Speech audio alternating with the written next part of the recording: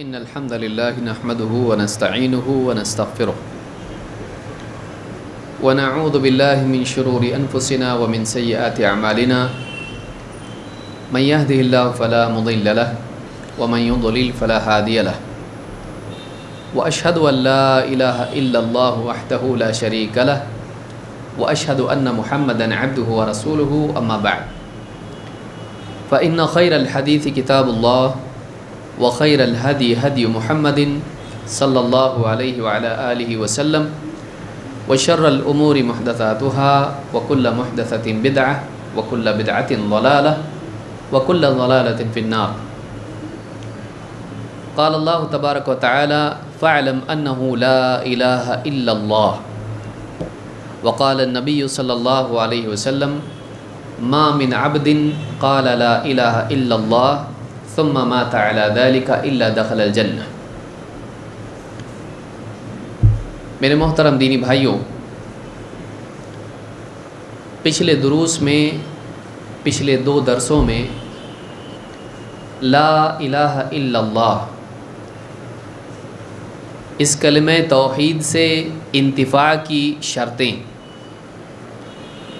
کہ یہ کلمہ ایک انسان کو آخرت میں نفع پہنچائے، اس کے لیے نجات کا ذریعہ بنے، اللہ کے ہاں قابل قبول بنے، اس کی قبولیت کی اور اس سے انتفاع کی، فائدہ اٹھانے کی کچھ شرطیں ہیں، اور ان شرطوں کا مطالعہ مذاکرہ ہم نے پچھلے دروس میں کیا، جن میں سے 4 شرطوں کا بیان مکمل طور پر ہم نے دیکھا، اور 3 شرطوں کا تذکرہ آج کے اس درس میں انشاءاللہ ہوگا۔ ممکن ہے بہت سارے لوگ پچھلے دروس میں نہ ہوں اور ان کو معلوم نہ ہو کہ واقعی وہ کیا شرطیں ہیں جن کو پورا کرنا کلمے سے فائدہ اٹھانے کے لیے ضروری ہے۔ ان 7 شرطوں کو علامہ الحکمی نے اپنی کتاب معارج القبول میں بیان کیا ہے۔ ایک آدمی لا الہ الا اللہ کا اقرار کرتا ہے،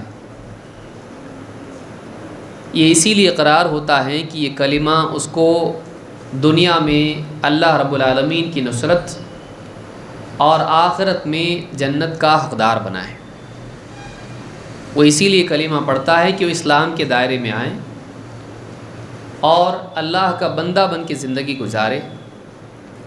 اس کا یقین ہوتا ہے کہ یہ کلمہ قیامت کے دن اس کو فائدہ دے گا، اور اسی کلمے کی بنیاد پر اس کی نجات ہوگی، اسی کلمے کی بنیاد پر اس کو جنت ملے گی، جیسا کہ حدیث میں آیا ہے ما من عبد قال لا الہ الا اللہ، جو بھی بندہ لا الہ الا اللہ کا اقرار کرتا ہے، اپنی زبان سے کلمہ پڑھتا ہے، ثم مات علی ذلک، اور پھر اسی کلمے پر اس کی موت بھی ہو، الا دخل الجنہ، تو ضرور جنت میں داخل ہوگا۔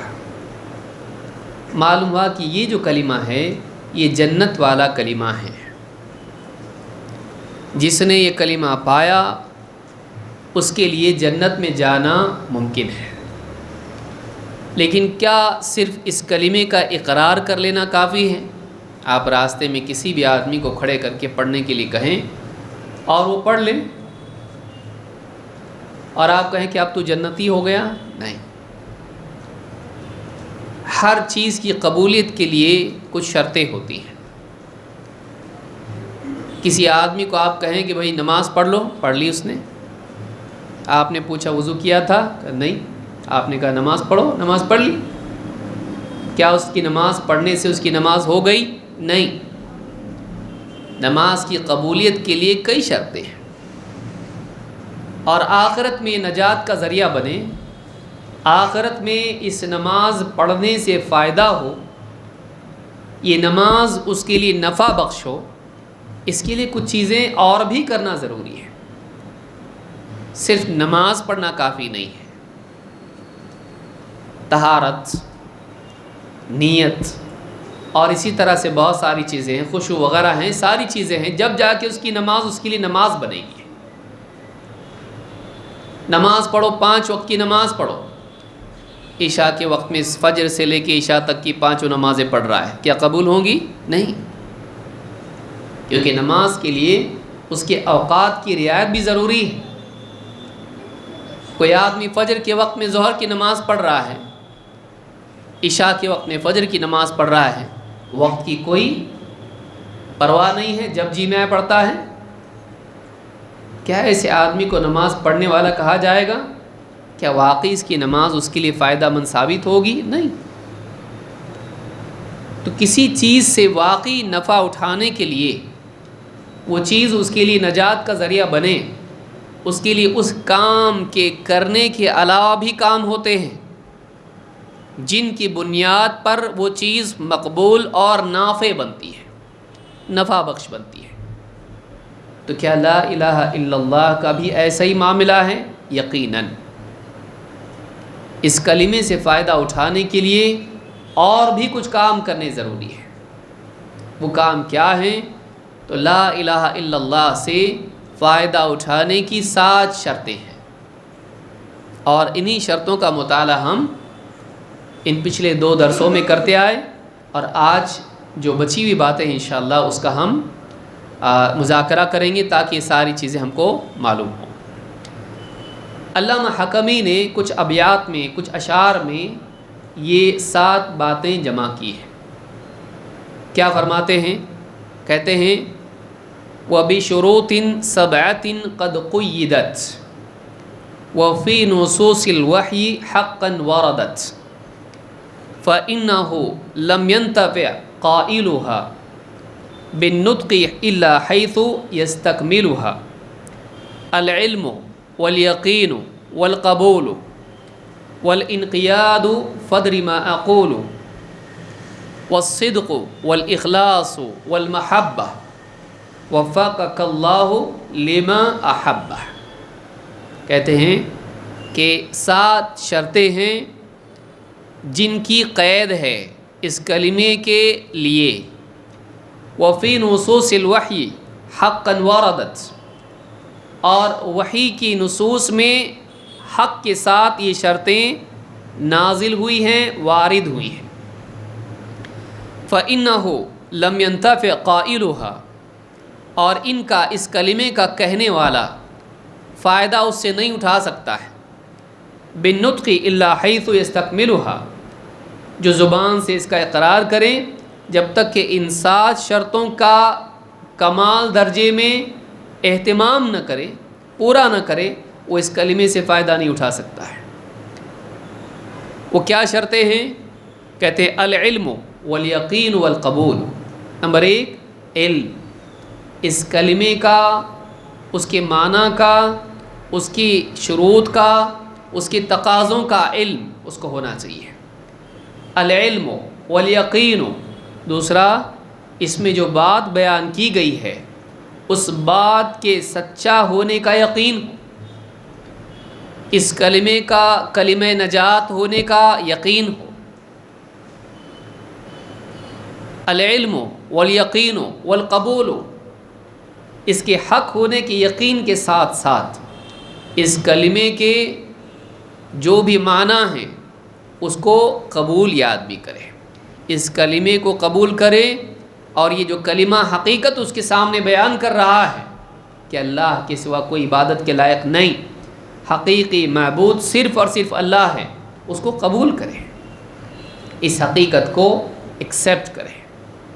یقین کرنا الگ ہے، قبول کرنا الگ ہے۔ بہت ساری چیزیں آدمی یقین کر لیتا ہے، دل میں یقین ہو جاتا ہے کہ یہ صحیح ہے، لیکن کہتا نہیں مانتا میں۔ تو قبول کرنا مان لینا ہے، یقین کرنا دل میں آدمی کی یقین آ جائے کہ یہ بات صحیح ہے، اور اس کو قبول بھی آدمی کرے۔ والقبول والانقیاد فدر ما اقول، کہتے اور 4تھی شرط کیا ہے؟ الانقیاد، اپنے آپ کو ظاہراً و باطناً اللہ تعالیٰ کی فرما برداری میں سونپ دینا، اپنے آپ کو تابع کر دینا۔ جب میرا رب اور میرا معبود اللہ ہیں، جو اللہ کہے گا میں وہ کروں گا، اپنے آپ کو اللہ کے حکم کے آگے ڈال دینا، جھکا دینا، جو میرا رب حکم دے گا میں مانوں گا، جہاں وہ لے جائے گا میں جاؤں گا، جس راستے پر چلنے کا وہ حکم دے گا میں اسی پر چلوں گا۔ انقیاد، حکم ماننا نہیں، انقیاد، فرما برداری نہیں، انقیاد۔ فرما برداری آپ دیکھیے چوتھی جو چیز ہے، فرما برداری دل سے نہیں ماننے والا بھی کرتا ہے۔ اسکول کے بچوں کو آپ دیکھیے، ٹیچر نے کہا ہے یہ آپ کو ہوم ورک کرنا ہے، دل نہیں چاہتا، کیا، پسند نہیں کرتا ہے، آپشن نہیں ہے، آپشن اس کے پاس نہیں ہے، اس کو ہوم ورک بالکل پسند نہیں ہے، نہیں کروں گا میں، پٹائی ہوگی اس ڈر سے کرتا ہے۔ دل سے وہ حکم ٹیچر کا اس کو پسند نہیں۔ آفس کا آپ کا باس ہے، اوور ٹائم کرنے کے لیے کہہ رہا ہے آپ کو، فلاں کام فلاں جاب آپ کی ذمہ دیا ہے، پروجیکٹ آپ کو دیا ہے، بالکل بھی پسند نہیں ہے آپ کو، باس بھی پسند نہیں، اس کا حکم بھی پسند نہیں، وہ کام بھی پسند نہیں، لیکن آپ کو تنخواہ چاہیے، اگر آپ نے انکار کر دیا آپ کو جاب سے نکال دے گا، آپ کو اس سے نفرت ہے لیکن آپ اس کی بات مانتے ہو، یہ انقیاد نہیں ہے۔ انقیاد یہ ہے کہ بندے کو رضا سے، اپنی رضامندی کے ساتھ اللہ کے حکموں کو مانے، یہ سمجھے کہ اس میں میری بھلائی ہے۔ ڈاکٹر کی دوا کڑوی ہوتی ہے، اس کی کڑواہٹ پسند نہیں، لیکن دوا کے لیے پیسے دیتا ہے، اپنے ساتھ رکھتا ہے، جیسے ہی دعوت میں جاتا ہے ذرا ٹھہرو، پہلے دوا نکال کے کھاتا ہے، کبھی شوگر کی، کبھی بی پی کی، کبھی کوئی اور دوا، ڈاکٹر نے کہا کھانے سے 5 منٹ پہلے کھانا پڑے گا آپ کو۔ دوا ضروری ہے، اس میں اپنا فائدہ مانتا ہے اور ڈاکٹر کی بات کو مانتا ہے، کیوں؟ اس میں اپنا بھلا مانتا ہے، ڈاکٹر کو اپنا خیر خواہ مانتا ہے کہ اس نے بتایا میرا فائدہ اس میں ہے، چاہے دوا میں کتنی ہی کڑواہٹ کیوں نہ ہو، یہ میرے لیے ضروری ہے۔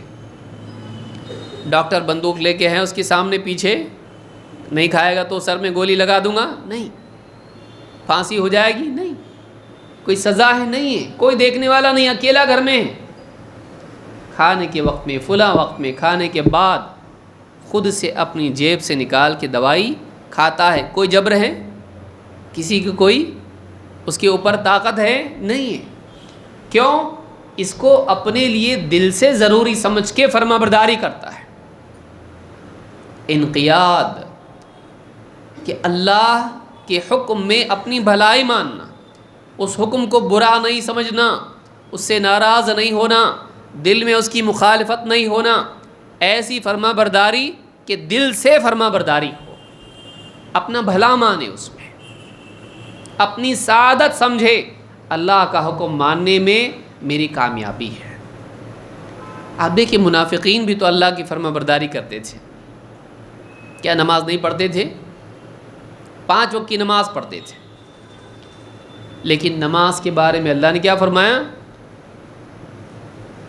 جب نماز کے لیے آتے ہیں تو بوجھل بن کے، بالکل نماز پسند نہیں ان کو، لیکن کیا کریں، اگر نماز میں نہیں آئیں گے لوگ پہچان لیں گے کہ مسلمان نہیں، منافق ہے، اپنے آپ کو چھپانے کے لیے مجبوراً نماز پڑھتے تھے۔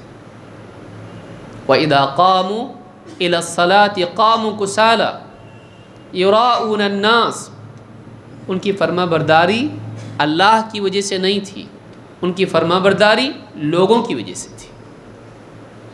سمجھیں اس کو کہ جب نماز کے لیے آتے ہیں، آگے آئے گا وہ انشاءاللہ، تو بوجھل بن کر اور لوگوں کو دکھاتے ہیں، یعنی اللہ کی نسبت سے کوئی معاملہ نہیں ہے، نماز کا پڑھنا لوگوں کے لیے ہے۔ تو کوئی آدمی حکم مانے اللہ کا، واقعی یہ انقیاد نہیں، انقیاد یہ ہے کہ پوری طرح سے تابع ہو، سمجھ میں آئے گا تو بھی مانوں گا، نہیں آئے گا تو بھی مانوں گا، نفس قبول کرے گا، پسند کرے گا تو بھی مانوں گا، اور نفس اگر پسند نہ کرے تب بھی مانوں گا۔ نفس کو جبر کر کے کام کراؤں گا۔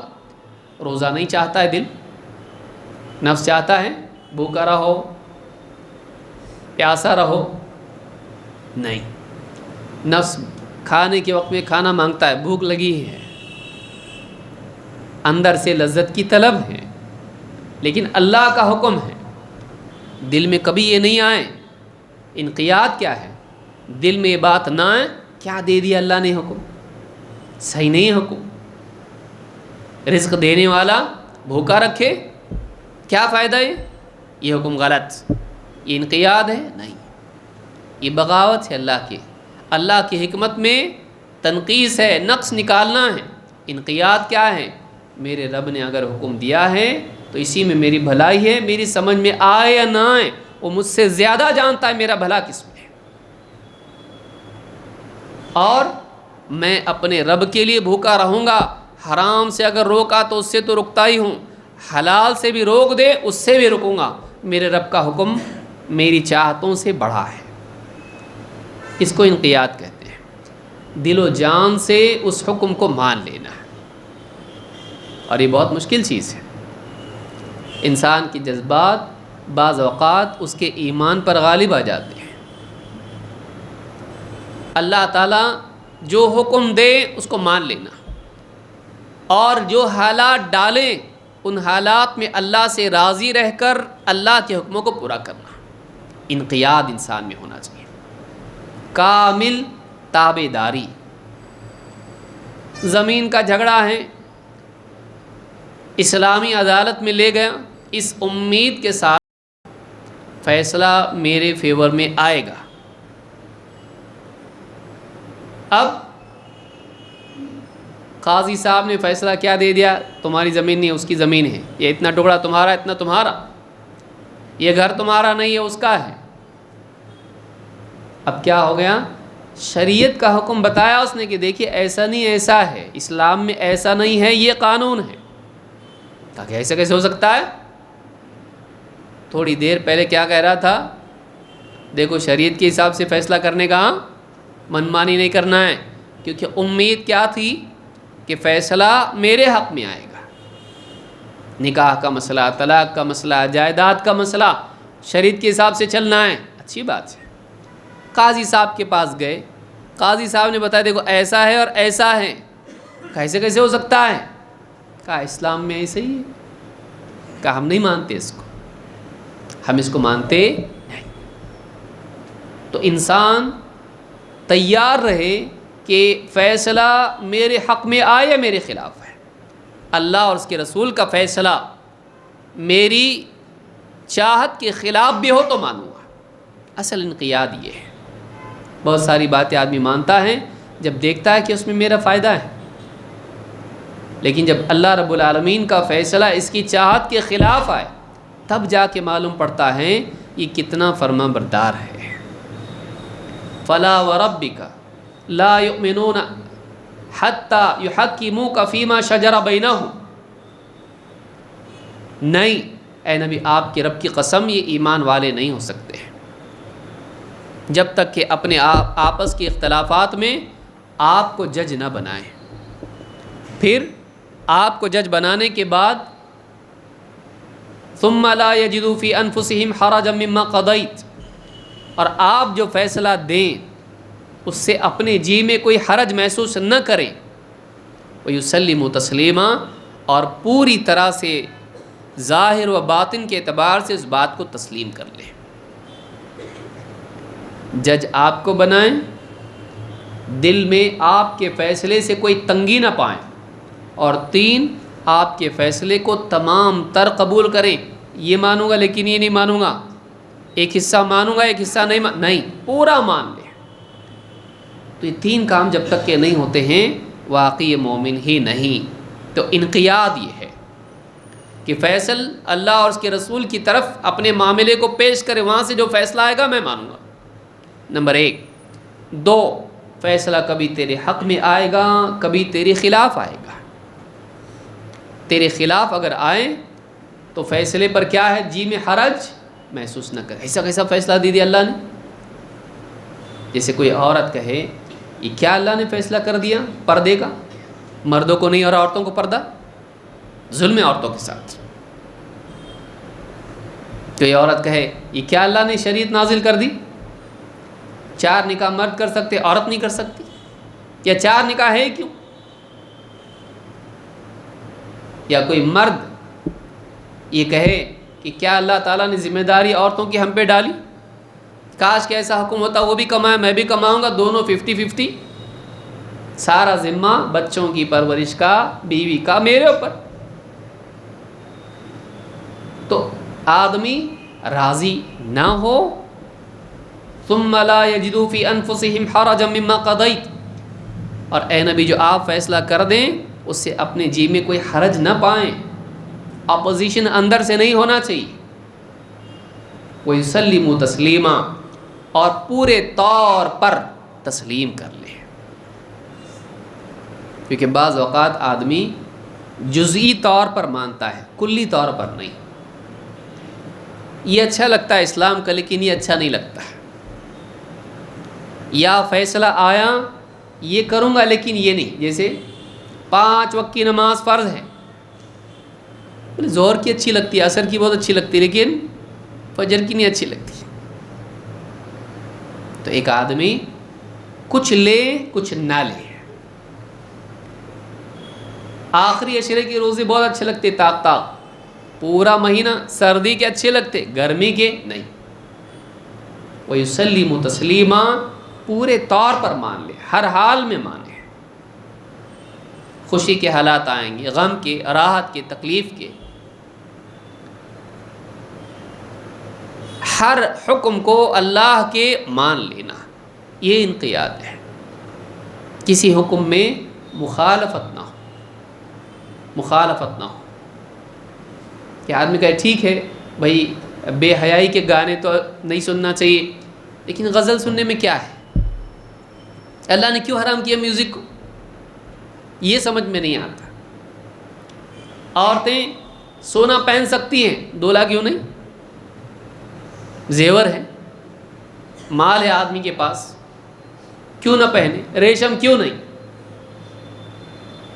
تو بہت سارے احکام ہیں جو آدمی کی سمجھ میں نہیں آتے ہیں، یا اس کا دل اس کام کی چاہت کرتا ہے جو اللہ نے منع کیا ہے، یا اس چیز سے دل کراہت کرتا ہے جس کا اللہ نے حکم دیا ہے۔ یہی تو امتحان ہے۔ مالک کون ہے؟ مالک کون ہے؟ مالک تو نہیں ہے۔ شریعت تو طے نہیں کرے گا کیا کرنا چاہیے، کیا نہیں کرنا چاہیے، کیا ہونا چاہیے، کیا نہیں ہونا چاہیے۔ جس نے اس کائنات کو پیدا کیا ہے اس نے دین دیا ہے۔ تیرا کام فرما برداری ہے، اس کا کام حکم دینا ہے، حکم تیرے ہاتھ میں نہیں ہے۔ الیس اللہ باحکم الحاکمین، شرع لکم من الدین، شریعت اس نے دی ہے۔ لا یسأل عما یفعل وہم یسألون، اللہ نے کہا اس سے پوچھا نہیں جائے گا کہ تو نے ایسا کیوں کیا، بلکہ ان لوگوں سے پوچھا جائے گا کہ تم نے ایسا کیوں کیا۔ اس بات کو ہمیشہ یاد رکھیں۔ ہم اللہ سے نہیں پوچھ سکتے اللہ کیوں؟ کیوں؟ مالک ہے، وہ مالک ہے، جو چاہے حکم دے۔ آپ کا خادم ہے، اگر اسے آپ کہیں کام کر بازار سے یہ چیز لیا، بولے کیوں؟ بولے کیوں؟ مالک میں ہوں کہ تو ہے، تیرے کام نہیں کہ کیوں، تجھ کو جو حکم دیا ہے حکم پورا کر۔ میز صاف کر لیں، کیوں؟ مہمان آ رہے ہیں، ٹھیک ہے بول بھی دیا، کبھی بول بھی دیتا مالک بھائی مہمان آ رہے ہیں صاف کرو، کیوں آ رہے ہیں؟ بولے میٹنگ ہے۔ میٹنگ کائے کی میٹنگ؟ کیوں میٹنگ کیوں؟ ایسا غلام پٹائی اس کی ہوتی یا پھر اس کو نکال دیا جاتا ہے۔ غلام کا کام کیا ہے؟ وہ مالک کا حکم مانے، مالک کی مرضی وجہ بتائے گا نہیں بھی بتائے گا۔ کبھی اللہ تعالیٰ وجہ بتائے گا کہ تم پر روزے اس لیے فرض کیے گئے تاکہ تمہارے اندر تقویٰ پیدا ہو، لیکن کبھی نہیں بھی بتائے گا، اس کی مرضی، اس کو بتانا ہے بتائے گا، اس کو نہیں بتانا نہیں بتائے گا، تیرا کام حکم ماننا ہے۔ عجیب بات یہ ہے کہ دنیا کے معاملات میں انسان کو یہ بات سمجھ میں آتی ہے، کمپنی کے باس کو کبھی نہیں پوچھتا کیوں ایسا، کمپنی کی پالیسی چینج ہو چکی ہے، ایسا ایسا ہے، کیوں رہنا ہے کہ جانا ہے؟ آدمی باس سے نہیں پوچھتا۔ ایک آدمی ڈرائیور ہے، اس کی گاڑی میں کوئی بیٹھے وہاں جانا ہے، بھائی چلو، معمولی آدمی ہے، وہ بھی معمولی، مالک بھی نہیں اس کا، وہ پوچھتا اس کو کیوں جا رہے ادھر، پوچھتا؟ آدمی معمولی چیزوں میں نہیں پوچھتا، اللہ کے اوپر اعتراض کرے گا تو سارے کمال درجے کا علم اس کے پاس ہے، حکمت والا ہے، رحم والا ہے، ظلم نہیں کرتا ہے، اور تیری بھلائی کے لیے ایسی شریعت دی جس میں تیری عزت بھی ہے اور نجات بھی ہے، اس اللہ کے حکم پر اعتراض کرنا بربادی ہے۔ انقیاد کیا ہے؟ نہ زبان سے انکار ہو، نہ دل میں اس کی مخالفت ہو، نہ عملی طور پر اس کے اندر کوتاہی ہو۔ انقیاد پوری طرح سے اللہ کے حکم کے آگے اپنے آپ کو ڈال دینا۔ میرا رب جو حکم دے گا، ابراہیم علیہ السلام کو دیکھیے، خواب میں دکھا دیا اپنے بیٹے کو ذبح کر رہے ہیں، لیکن چونکہ جانتے ہیں نبیوں کا خواب کیا ہوتا ہے، سچا ہوتا ہے، اللہ کی طرف سے ہوتا ہے، وحی ہوتا ہے، لہٰذا اپنی اولاد کو ذبح کرنے کے لیے بھی تیار ہو گئے۔ فَلَمَّا أَسْلَمَا وَتَلَّهُ لِلْجَبِينِ وَنَادَيْنَاهُ أَن يَا إِبْرَاهِيمُ قَدْ صَدَّقْتَ الرُّؤْيَا، جب دونوں کے دونوں فرما بردار ہو گئے اور ابراہیم علیہ السلام نے بچے کو لٹا دیا اور ابھی ذبح کرنے ہی والے تھے، تو اللہ نے ندا لگا کے کہا، اے ابراہیم، یا ابراہیم قد صدقت الرؤیا، تم نے جو خواب دیکھا تھا اس خواب کو سچا کر دکھایا۔ ذبح کر رہے ہیں یہاں تک دیکھا تھا، کر دیے نہیں دیکھا تھا، تو جہاں تک خواب دیکھا تھا وہاں تک پہنچ گئے۔ اللہ کسی بندے سے انسان کو ذبح نہیں کرواتا ہے، اور باپ سے اولاد کو۔ قد صدقت الرؤیا، تو اللہ تعالیٰ نے امتحان لیا اور پاس ہو گئے، اس میں پاس ہو گئے۔ انقیاد اس کو کہتے ہیں کہ اللہ نے اپنی اولاد کو ذبح کرتا ہوا خواب دکھایا، اس کے لیے بھی تیار ہو گئے۔ یہ اور بات ہے کہ اللہ تعالیٰ باپ سے اولاد کو ذبح نہیں کراتا ہے، اور نہ کروایا اللہ نے، لیکن آمادگی، تیاری انسان کی یہ ہونا چاہیے کہ میرا رب مجھ کو حکم دے گا، اس کے حکم میں میری بھلائی ہے، اس کے ماننے میں میری بھلائی ہے، سمجھ میں آئے نہ آئے۔ اللہ کے ذمہ نہیں ہے کہ آپ کو ہر چیز کی تفصیل اور علت بتائے، ضروری نہیں اس کے لیے۔ بہت سارے لوگ یہ چاہتے ہیں ہم کو سمجھے گا تو ہم کریں گے۔ آپ نے کسی غلام کو دیکھا ہے ایسا؟ ہم کو سمجھے گا تو کریں گے، حکم ماننا پڑے گا، چاہے سمجھ میں آئے یا نہ آئے۔ تو یہ چوتھی چیز جو ہے، یہ کیا ہے؟ انقیاد، جو پچھلے درس میں ہم نے دیکھا۔ آگے ہم بڑھتے ہیں۔ والصدق والاخلاص والمحبہ، تین چیزیں رہ گئی ہیں۔ پانچویں چیز کیا ہے؟ سچائی۔ اس کے لیے لفظ عربی زبان کا کیا ہے؟ صدق، سچائی، جو جھوٹ نہ ہو، جھوٹ کے برخلاف ہے۔ جھوٹ کیا ہوتا ہے؟ حقیقت کچھ ہے اور دکھاتا کچھ ہے۔ جھوٹ اسی کو کہتے ہیں کہ حقیقت کے خلاف قول ہو، جانتا ہے اندر سے ایسا نہیں ہے، بولتا کچھ اور ہے، دل میں مانتا کچھ ہے اور زبان سے بولتا کچھ ہو، تو قلب اور زبان کی مخالفت، یہ جھوٹ ہے۔ خلاف واقعہ بات کہنا جھوٹ ہے۔ حقیقت یہ ہے کہ اندر یقین نہیں ہے اور بولتا ہے کہ ہاں یقین ہے، اندر سے مانتا نہیں ہے، زبان سے بولتا ہے ہاں مانتا ہوں۔ اگر ایسا ہے، کلمہ فائدہ دے گا نہیں۔ جھوٹ نہیں ہونا چاہیے، اس کا اقرار لا الہ الا اللہ کا جھوٹا نہیں ہونا چاہیے، اور یہ شرط قرآن و سنت میں ہم کو ملتی ہے۔ مثلا معاذ ابن جبل رضی اللہ تعالیٰ کی حدیث ہے، اللہ کے رسول صلی اللہ علیہ وسلم نے فرمایا، یا معاذ ابن جبل، یا معاذ ابن جبل، اے معاذ ابن جبل، ما من احد یشہد ان لا الہ الا اللہ وانی رسول اللہ، جو بھی شخص اس بات کی گواہی دے کہ اللہ کے سوا کوئی عبادت کے لائق نہیں اور میں اللہ کا رسول، جو بھی شخص، عرب عجم کوئی بھی ہو، گورا کالا کوئی بھی ہو، امیر غریب کوئی بھی ہو، اس بات کی گواہی دیتا ہے کہ اللہ کے سوا کوئی معبود نہیں حقیقی اور میں اللہ کا رسول ہوں، صدقا من قلبہ، اپنے دل کی سچائی کے ساتھ، صدقا من قلبہ الا حرمہ اللہ علی النار، تو اللہ تعالیٰ اس کو جہنم پر حرام کر دے گا۔ اس حدیث کو امام بخاری اور مسلم دونوں نے روایت کیا ہے۔ شرط کیا ہے؟ دیکھیے، آپ نے کہا جو بھی بندہ لا الہ الا اللہ محمد رسول اللہ کی گواہی دے گا جہنم پر حرام، ایسا کہا۔ ایک اور کلاز اس میں ہے، ایک اور شرط اس میں ہے کہ وہ اقرار کیسا ہو؟ صدقا من قلبہ، دل کی سچائی کے ساتھ ہو۔ جو زبان سے اقرار کر رہا ہے وہ دل میں بھی ہونا چاہیے، یہ نہ ہو کہ دل تو نہیں مانتا لیکن زبان سے جھوٹے طور پر ہاں میں مانتا ہے اس کو، دل بول رہا نہیں، غلط بات ہے یہ، لیکن زبان سے کہہ رہا کیوں؟ دنیا کے فائدے کی وجہ سے یا نقصان سے بچنے کے لیے، کہ دیکھیں کہ اگر میں نے نہیں مانا تو لوگ میرے دشمن ہو جائیں گے، مجھ کو قتل کر دیں گے۔ جان بچانے کے لیے جنگ میں کہا لا الہ الا اللہ، کیوں؟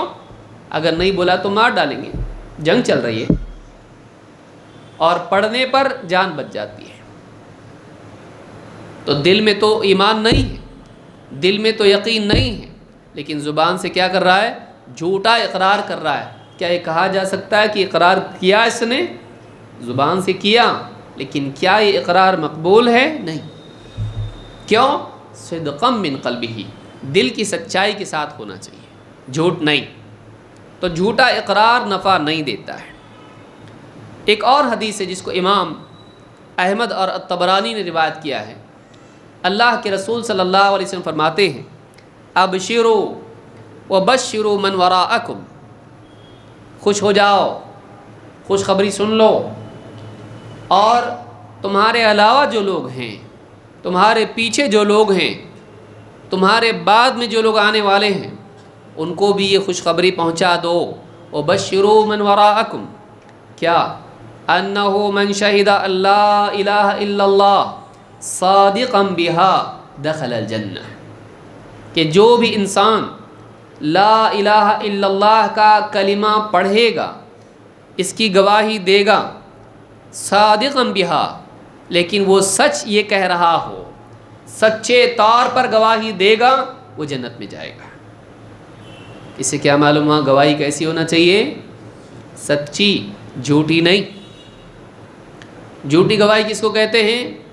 مانتا تو نہیں لیکن بول رہا میں گواہ ہوں، اس کو اندر سے مانتا نہیں ہے، اور لوگوں کے سامنے گواہی دے رہا ہے، تو جھوٹی گواہی ہے، یہ سچی گواہی نہیں ہے۔ اگرچہ یہ بات حق ہے کہ اللہ کے سوا کوئی عبادت کے لائق نہیں ہے، لیکن گواہی اس کی کیسی ہے؟ یہ خود مانتا نہیں ہے، جھوٹے طور پر گواہی دے رہا ہے، ایسی گواہی قبول ہوگی نہیں۔ صادقا بہا، تو ایسا آدمی سچے طور پر گواہی دینا چاہیے، تبھی جا کے قبول ہوگی۔ منافقین گواہی دیتے تھے لیکن وہ گواہی سچی تھی نہیں۔ اللہ تعالیٰ نے قرآن کریم میں فرمایا، وَمِنَ النَّاسِ مَن يَقُولُ آمَنَّا بِاللَّهِ وَبِالْيَوْمِ الْآخِرِ وَمَا هُمْ بِمُؤْمِنِينَ، لوگوں میں بعض ایسے بھی ہیں جو کہتے ہیں کہ ہم ایمان لائے اللہ پر، ہم ایمان لائے آخرت کے دن پر، وہ زبان سے کہہ رہے ہیں ہم ایمان لائے، اللہ پر ایمان لائے، آخرت کے دن پر ایمان لائے، اللہ کیا فرما رہے ہیں وما ہم بمؤمنین، یہ ایمان والے نہیں ہیں۔ عجیب بات ہے، دیکھیے وہ لوگ کیا کہہ رہے ہیں ہم ایمان لائے، اللہ کیا کہہ رہا ہے وہ ایمان والے نہیں۔ معلوم ہوا کہ اقرار کے باوجود بھی اللہ کے نزدیک آدمی مومن نہیں ہے۔ تو اس سے یہ بات معلوم ہوتی ہے کہ صرف اقرار کافی نہیں ہے، صرف زبان سے بول دینا کافی نہیں ہے۔ اگر ہوتا تو منافقین بھی مومن ہوتے، جبکہ قرآن ہی میں اللہ کہہ رہا وہ بولتے ہیں ایسا ہم ایمان لائے، لیکن وہ ایمان والے نہیں ہیں۔ کیوں؟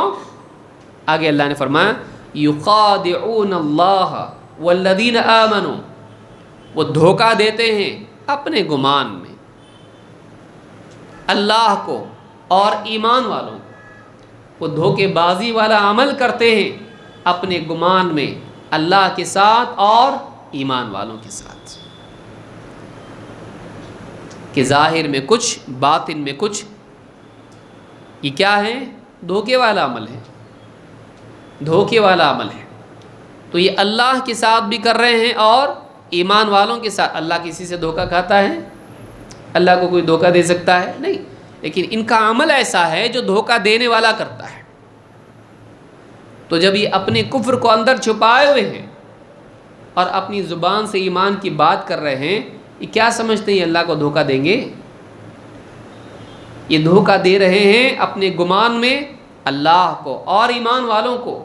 وما يخدعون الا انفسهم وما يشعرون، اور اللہ نے کہا کہ یہ کسی اور کو نہیں، یہ اپنے آپ کو دھوکہ دے رہے ہیں۔ وما يشعرون، لیکن انہیں اس کا شعور نہیں ہے، ابھی ان کو سینس نہیں ہے یہ کیا کر رہے ہیں۔ جیسے ایک آدمی مثال کے طور پر چوری کے لیے آیا کسی دکان میں، اور آیا چپکے سے، دیکھا بھیڑ ہے اس کے اندر دکان میں، اور زیور دیکھا اس نے۔ آپ لوگوں کو بھی بہت سارے آتے ہوں گے ایسی ویڈیو، ہاں بہت سے لوگ تو دیکھ چکے ہیں اس طرح کی ویڈیو۔ چپکے سے آیا دکان میں، ساری دکان بزی ہے، اور موقع دیکھ کر کوئی چیز انگوٹھی زیور ہار یا کچھ بھی ہے لے لیا، اور اپنی تھیلی میں اپنی جیب میں جیسا بھی ڈال لیا، اور چپکے سے باہر نکل گیا۔ باہر آ کے ایک دم خوش، میں نے کیا کیا؟ چوری، اور کوئی بھی دیکھا نہیں، لیکن اس کو معلوم نہیں CCTV لگا ہوا ہے، اور وہ مین اونر کے پاس ہے، اور وہ دیکھ رہا ہے اس کو، وہ دیکھ رہا ہے کہ یہ آدمی آیا، فوراً فون کر کے کہا دیکھو فلاں آدمی جا، وہ فلاں کپڑوں میں کلر میں ہے، وہ ابھی لے کے بھاگا ہے، پکڑو اس کو۔ پیچھے پیچھے دوڑتے دوڑتے سیکیورٹی آئی، پکڑا اس کو۔ ان کو کیسے معلوم پڑا؟ تو یہ اپنے گمان میں کیا سمجھ رہا تھا کہ میں سب کو بیوقوف بنا کے دھوکہ دے کے یہ چیز لے کے بھاگ رہا ہوں، اور باہر جا کے خوش بھی تھا، چہرہ مسکراہٹ اس کی اچانک غائب ہو گئی جب پیچھے سے 4 ہاتھ آ کے اس کو پکڑے، ہاں اٹھا کے لے گئے اور پولیس میں دے دیا۔ تو بعض اوقات ایسا ہوتا ہے، انسان اپنے گمان میں سمجھتا ہے مجھ کو کوئی دیکھ نہیں رہا ہے، اپنے گمان میں سمجھتا ہے کہ میں پکڑا نہیں جاؤں گا۔ اللہ تعالیٰ وہ ہے جو نہ صرف ظاہر کو دیکھتا ہے، دل کے اندر کیا ہے بھی دیکھتا ہے۔ اسی لیے اللہ نے فرمایا وَمَا يَخْدَعُونَ إِلَّا أَنفُسَهُمْ، وہ کسی اور کو دھوکہ نہیں دے رہے ہیں، وہ اپنے آپ کو دھوکہ دے رہے ہیں۔ وَمَا يَشْعُرُونَ، ان کو اس کا شعور نہیں ہے، وہ نہیں سمجھ پا رہے ہیں کہ ہم کو اللہ دیکھ رہا ہے، اور وہ اللہ دیکھنے والا اپنے رسول کو بھی بتا رہا ہے اور ایمان والوں کو بھی بتا رہا ہے کہ ہم کون ہیں۔ رسول کے ذریعے معلوم ہو جا رہا کون ہے۔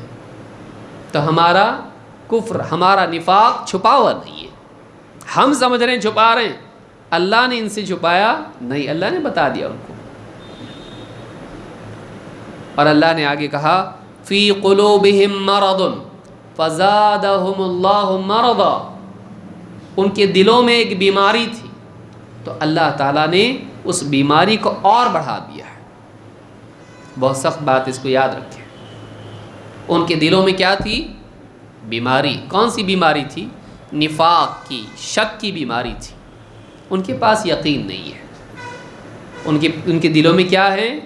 اسلام کے بارے میں، قرآن کے بارے میں، محمد صلی اللہ علیہ وسلم کے بارے میں، حق کے بارے میں شک ہے. فی قلوبہم مرض فزادہم اللہ مرضا، تو اللہ تعالیٰ نے ان کی بیماری کو اور بڑھا دیا ہے. معلوم ہوا کہ اگر شک کے مرض کا علاج نہ کیا جائے تو یہ مرض بڑھتا ہے. اللہ نے یہ نہیں کہا کہ ان کے دلوں میں بیماری نہیں تھی اللہ نے ڈال دی، ایسا کہا نہیں. ان کے دلوں میں بیماری تھی تو اللہ نے کیا کیا؟ اس کو اور بڑھا دیا. تو گندگی ان کے دلوں میں پہلے سے تھی. ان کو ایمان لانے کے لیے کہا گیا، ایمان نہیں لائے، شک کیا انہوں نے، اور اس شک کی سزا ان کو کیا ملی؟ ان کا مرض اور بڑھ گیا. تو انسان کے دل میں جب بگاڑ ہوتا ہے اور وہ اس کا علاج نہیں کرتا، اس پر راضی رہتا ہے، اس شک کا علاج نہیں کرتا ہے، اس پر راضی رہتا ہے، تو یہ شک کیا ہوتا ہے؟ بڑھ جاتا ہے. فی قلوبہم، اور شک کے بالعکس کیا ہے؟ شک کا الٹا کیا ہے؟ یقین. شک کو یقین میں تبدیل کرنا یہ ہماری ذمہ داری ہے. شیطان دل میں وسوسہ ڈال سکتا ہے، اگر اس وسوسے پر راضی ہو جائیں وہ وسوسہ کیا بن جاتا ہے؟ شک. وسوسہ کہیں سے بھی آ سکتا ہے. کسی کے دل میں شیطان نے ڈال دیا اللہ ہے کہ نہیں. زیادہ پڑھے لکھے بچے ایسے ہوتے ہیں، ڈارون کی تھیوری پڑھے، کیا پڑھے اس میں؟ انسان پہلے کیا تھا؟ بندر، اور بندر سے بنتے بنتے انسان کے اندر آیا. قرآن میں تو اللہ بتا رہا ہے کہ انسان آدم علیہ السلام کو اللہ نے ڈائریکٹ پیدا کیا. تو اب سائنس کو ماننا کہ اسلام کو ماننا؟ اب بڑا پروفیسر اس کو بولا سائنس کو ماننا، بہت ریسرچ کیے ہوئے اس کے اوپر. اب اس کے دل میں کیا آ گیا؟ شک. اگر وہ اس کا علاج نہ کرے اور اپنے شک کو اللہ والے علم کے تابع نہ کرے، زندگی بھر اسی بھنور میں رہتا ہو، نہیں نکل پاتا. اور ایک شک کبھی بانج نہیں ہوتا ہے. شک کیا ہوتا؟ انڈے دیتا ہے. شک سے اور بچے پیدا ہوتے ہیں. ایک شک اللہ کے بارے میں شک، کبھی رسول کے بارے میں پیدا ہو جاتا ہے، کبھی قرآن کے بارے میں پیدا ہو جاتا ہے، کبھی صحابہ کے بارے میں شک. تو وہ شک کیا ہوتا ہے؟ پنپتا ہے. وہ بیکٹیریا، وائرس بڑھتے جاتا ہے. اس کا علاج کرنا چاہیے. اور شک کا علاج کیا ہے؟ یقین سے ہوتا ہے. علم اور اس علم پر یقین. بھائی جو لوگ بول رہے ہیں بندر سے انسان بنا، کسی نے دیکھا؟ بندر بن کے انسان بنا، کوئی دیکھا ایسا؟ نہیں. ڈارون کی تھیوری خود جو ہے اس کو کسی نے دیکھا ایسا ہو سکتا ہے؟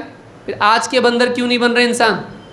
لاؤ رکھو اس کو پنجرے میں، کیوں نہیں بنتا ہو انسان؟ یہ نہیں ہو سکتا ہے.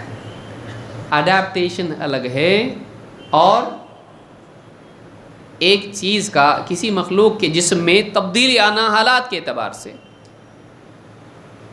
جسم کے اندر ماحول کے اثرات کے نتیجے میں جسم کو اللہ نے ایسا بنایا انسان کے کہ وہ اڈیپٹ کرتا ہے سچویشن سے. اسی لیے بعض علاقوں کے لوگوں کے جسمانی بناوٹ وہاں کے حساب سے اڈیپٹیبل ہوتی ہے. چاہے انسان ہو یا جانور ہو، اس کے ماحول کے اعتبار سے وہ بنتے چلے جاتے ہیں کچھ سالوں کے بعد، کچھ زمانے کے بعد. لیکن اسی لیے آپ دیکھیے جو آدمی ایک ہاتھ سے وزن اٹھاتا رہے ہمیشہ، اس کا وہ ہاتھ کیا ہوتا ہے؟ مضبوط ہوتا ہے. اس کی ہڈیاں اس کے حساب سے ہو جاتی ہیں. دوسرا ہاتھ ویسا نہیں ہوتا ہے. جا کے جم میں ایک ہی ہاتھ سے کر رہا، کیا ہو جائے گا؟ یہ ہاتھ پاورفل اور یہ کمزور. کیوں؟ وہ ہاتھ اڈیپٹ ہوا. اسی طرح سے آدمی فریکچر ہو جاتا ہے، ایک ہاتھ سیدھا ہاتھ بائیں ہاتھ سے لکھتا ہے تو اب وہ ہاتھ لکھنے والا ہو جاتا ہے، وہ لیفٹی ہو جاتا ہے. تو انسان کو اللہ نے ایسا بنایا کہ اس کا جسم مختلف حالات میں اڈیپٹ ہوتا ہے، لیکن ایک مخلوق کا بلی کا کتا بن جانا، یہ کیا ہے؟ ایولیوشن، یہ الگ ہے، اڈیپٹیشن الگ ہے، اور ایک مخلوق کا دوسری مخلوق میں ایولیوشن جس کو کہتے ہیں یہ الگ چیز ہے۔ اس کا کوئی پروف نہیں ہے، اس کا کوئی پروف نہیں ہے۔ مچھلی کا بالکل ایک دم تتلی بن جائے، اس کا کوئی ثبوت نہیں ہے۔ اب ماننے والا جو چاہے مانے، ماننے والا جو چاہے مانے۔ بڑے بڑے لوگوں سے پوچھا گیا اس کا کوئی ایویڈنس ہے کیا؟ نہیں ہے۔ انہوں نے مختلف علاقوں میں ہڈیاں جو ملی ان کو سیکوینس بنا کے کہا دیکھو پہلے ایسا تھا، پھر ایسا تھا، پھر ایسا تھا۔ لیکن آپ کو ہڈیاں ملی ہیں نا، اس کی بنیاد پر آپ یہ بھی تو کہہ سکتے ہیں وہ الگ تھی مخلوق، یہ الگ تھی مخلوق، یہ الگ مخلوق ہے، یہ اس کا بیٹا ہے، آپ کو کس نے بتایا؟ سمجھ میں آ رہی بات؟ تو اڈیپٹیشن الگ ہے، ایولیوشن الگ ہے، اس کی ابھی بھی کوئی دلیل نہیں ہے جس کے بارے میں قطعاً کہا جا سکے کہ صحیح ہے۔ تو کبھی کبھی ایسا ہوتا ہے جب پڑھے لکھے حضرات رہتے ہیں وہ جلدی اس کا شکار ہو جاتے ہیں، نئی ریسرچ آئی، نئی تحقیق آئی، سائنٹسٹ ایسا بول رہے ہیں، گھبرا جاتے ہیں۔ سائنس کا ہم انکار نہیں کرتے، لیکن سائنس طالب علم ہے، ٹیچر نہیں۔ سائنس کیا کرتا؟ ایسا کیوں ویسا کیوں سوال پوچھ پوچھ کے قریت کے ڈھونڈنے کی کوشش کرتا، بہت محنت کرتا، کبھی صحیح بھی پہنچتا، کبھی نہیں بھی پہنچتا۔ کبھی کتنی مرتبہ سائنس کی جتنی بھی تحقیقات ہیں اس کے نتیجے میں غلط نتیجے پہ لوگ پہنچے، سالوں سال صدیوں تک رہے اس کے اوپر، اس کے بعد معلوم پڑا او سوری غلطی ہو گئی ہمارے سے، ایسا نہیں ہے، ایسا ہے۔ تو سائنس کی باتوں کو اتنا حتمی مان لینا کہ اس کی کسی تھیوری کے بیس پہ ایک دم حقائق سمجھ لینا، اس کو فیکٹس کے طور پر مان لینا اس کو، کہ جس میں کوئی تبدیلی نہیں ہو سکتی ہے، ایسا صحیح نہیں ہے۔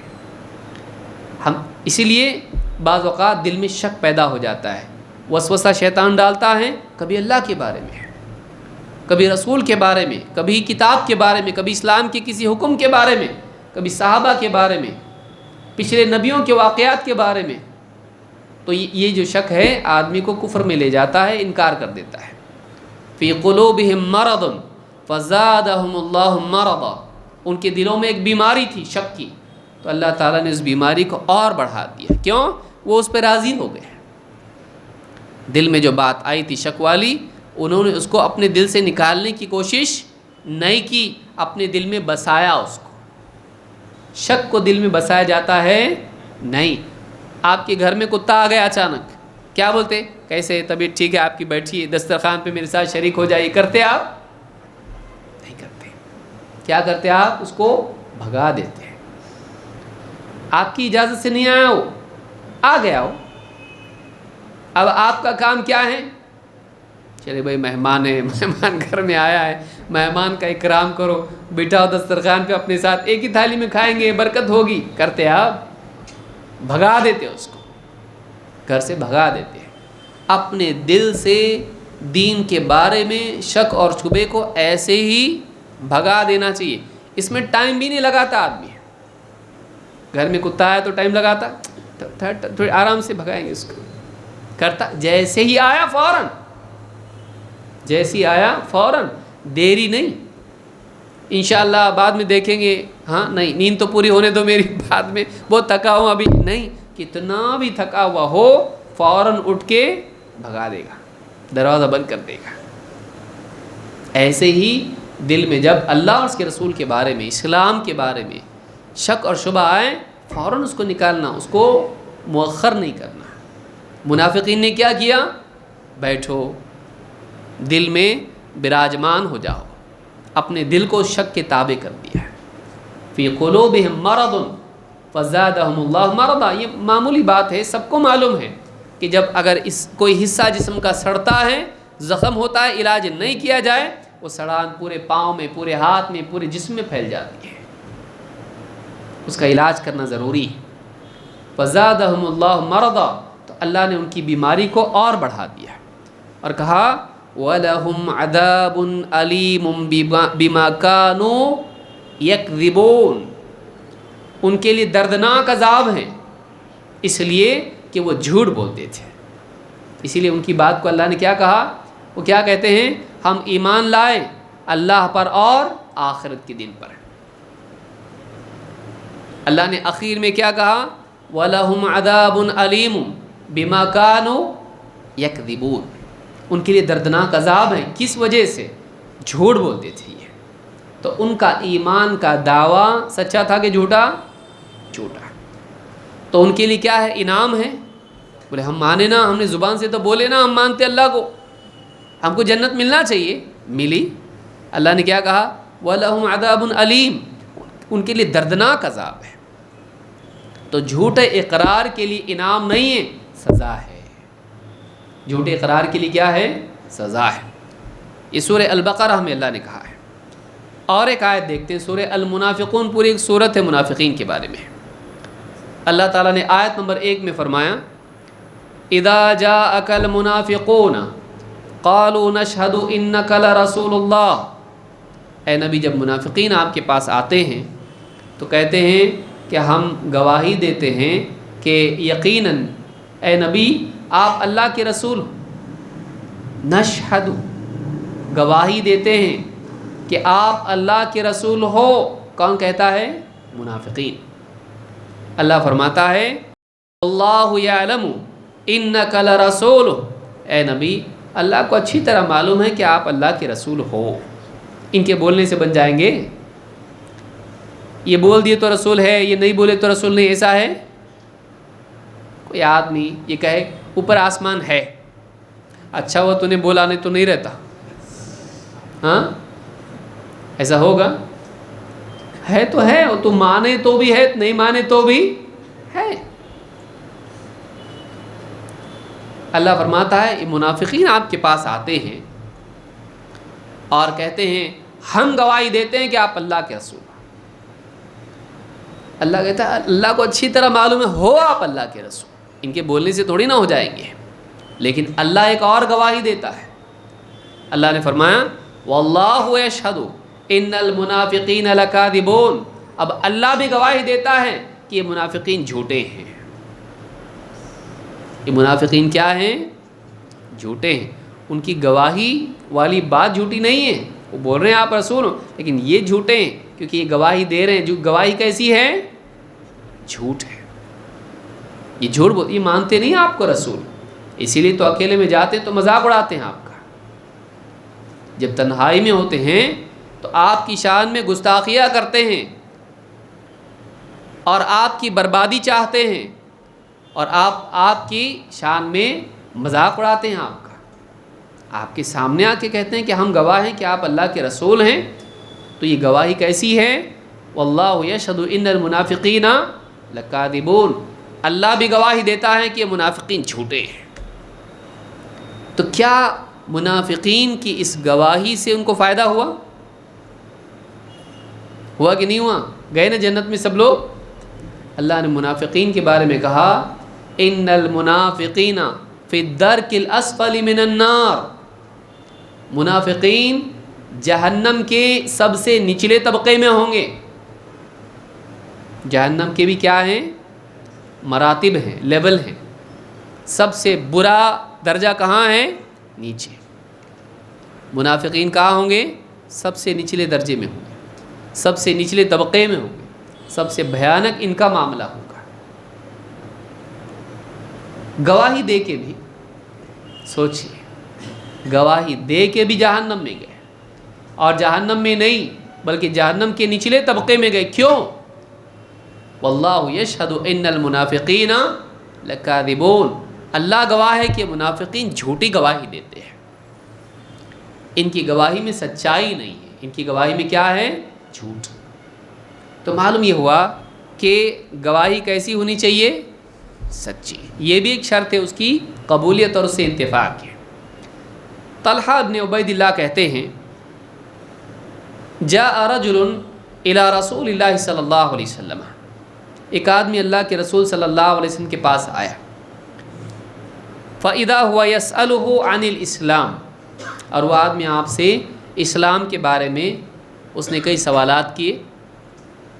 فقال رسول اللہ صلی اللہ علیہ وسلم خمس صلوات فی الیوم واللیلہ، اسلام میں دن رات میں 5 نمازیں ہیں۔ کتنی نمازیں ہیں؟ 5۔ فقال هل علی غیرها، کہا کہ اس کے علاوہ بھی مجھ پر کچھ لازم ہے، کوئی اور نماز میرے لیے کمپلسری ہے، آبلیگیٹری ہے؟ قال لا الا ان تطوع، آپ نے کہا نہیں، ہاں مگر یہ کہ تو اپنے طور پر پڑھے، تہجد کی نماز ہے اور بھی نمازیں ہیں، نوافل ہیں، تیری مرضی، تو زائد پڑھے، منع نہیں ہے، لیکن تیرے پر لازم کتنی نمازیں ہیں؟ 5۔ بقیہ نمازیں تیری مرضی ہے، الا ان تطوع۔ فقال هل علی غیرها، قال لا الا ان تطوع۔ فقال رسول اللہ صلی اللہ علیہ وسلم وصیام رمضان، اسلام میں رمضان کے روزے بھی فرض ہیں۔ فقال هل علی غیرہ، کہا کہ رمضان کے علاوہ بھی کوئی اور روزے ہیں جو مجھ پر فرض ہیں؟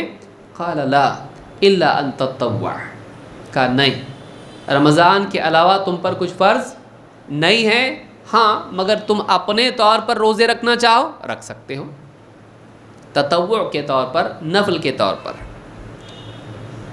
قال وذکر له رسول اللہ صلی اللہ علیہ وسلم الزکاۃ، آپ نے زکوٰۃ کا بھی تذکرہ کیا۔ فقال هل علی غیرها، کہا زکوٰۃ کے علاوہ بھی کچھ مال خرچ کرنا میرے لیے لازم ہے؟ قال لا الا ان تطوع، کہ نہیں، ہاں مگر یہ کہ تم اپنے طور پر صدقات دینا چاہو۔ فأدبر الرجل وهو يقول واللہ لا ازید علی هذا ولا انقص، وہ آدمی پیٹ پھیر کے واپس لوٹا تو اس نے کہا اللہ کی قسم اس پر نہ میں زیادہ کروں گا اور نہ کم، یعنی 5 نمازیں اور روزے اور زکوٰۃ جو بھی حکم مجھ کو دیا گیا ہے، اس میں میں اپنی طرف سے زیادتی بھی نہیں کروں گا اور کمی بھی نہیں۔ 5 ہی نمازیں تو 5 ہی پڑھوں گا، 6ٹھی نماز اپنی طرف سے نہیں۔ جنوری کے 31 روزے نہیں، 30 ہیں یا 29 ہے، رمضان کی کتنے روزے ہیں؟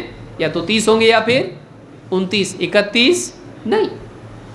تو میں نہ اس میں زیادتی کروں گا، دین کے احکام میں جو اللہ نے فرض کیا اس کو فرض مانوں گا، میں کم بھی نہیں کروں گا، گھٹاؤں گا بھی نہیں اور بڑھاؤں گا بھی نہیں۔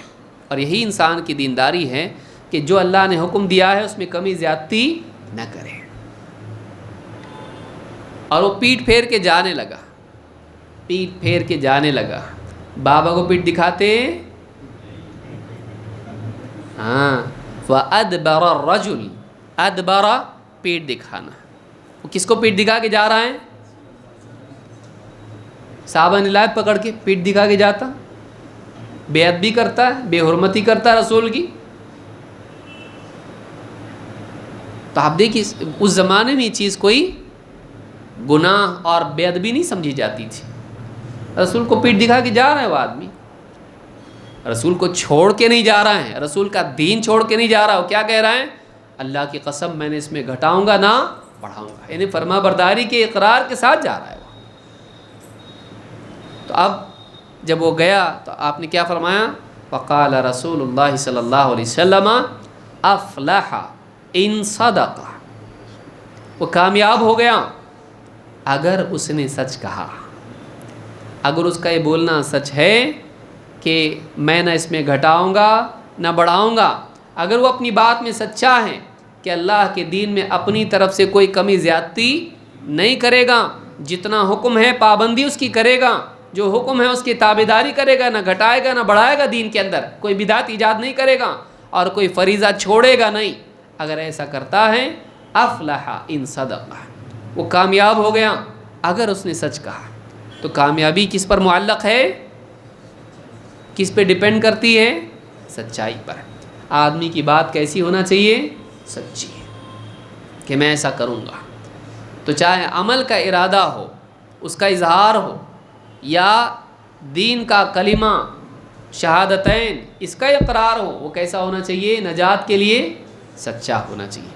تو ہم نے یہ بھی ایک چیز، یہ بخاری کی روایت ہے اور امام مسلم نے بھی اس کو اپنی صحیح میں روایت کیا ہے۔ تو 5ویں چیز ہم نے کیا دیکھی؟ کتنی چیزیں اب تک دیکھ چکے ہیں ہم لوگ؟ نمبر 1 کیا ہے؟ ہاں، علم. نمبر 2 یقین. خالی سننے آئے ہیں. نمبر 1 علم، 2 یقین. نمبر 3 آپ بتاؤ. ہاں، نمبر 3 کیا ہے؟ قبول. نمبر 4 انقیاد.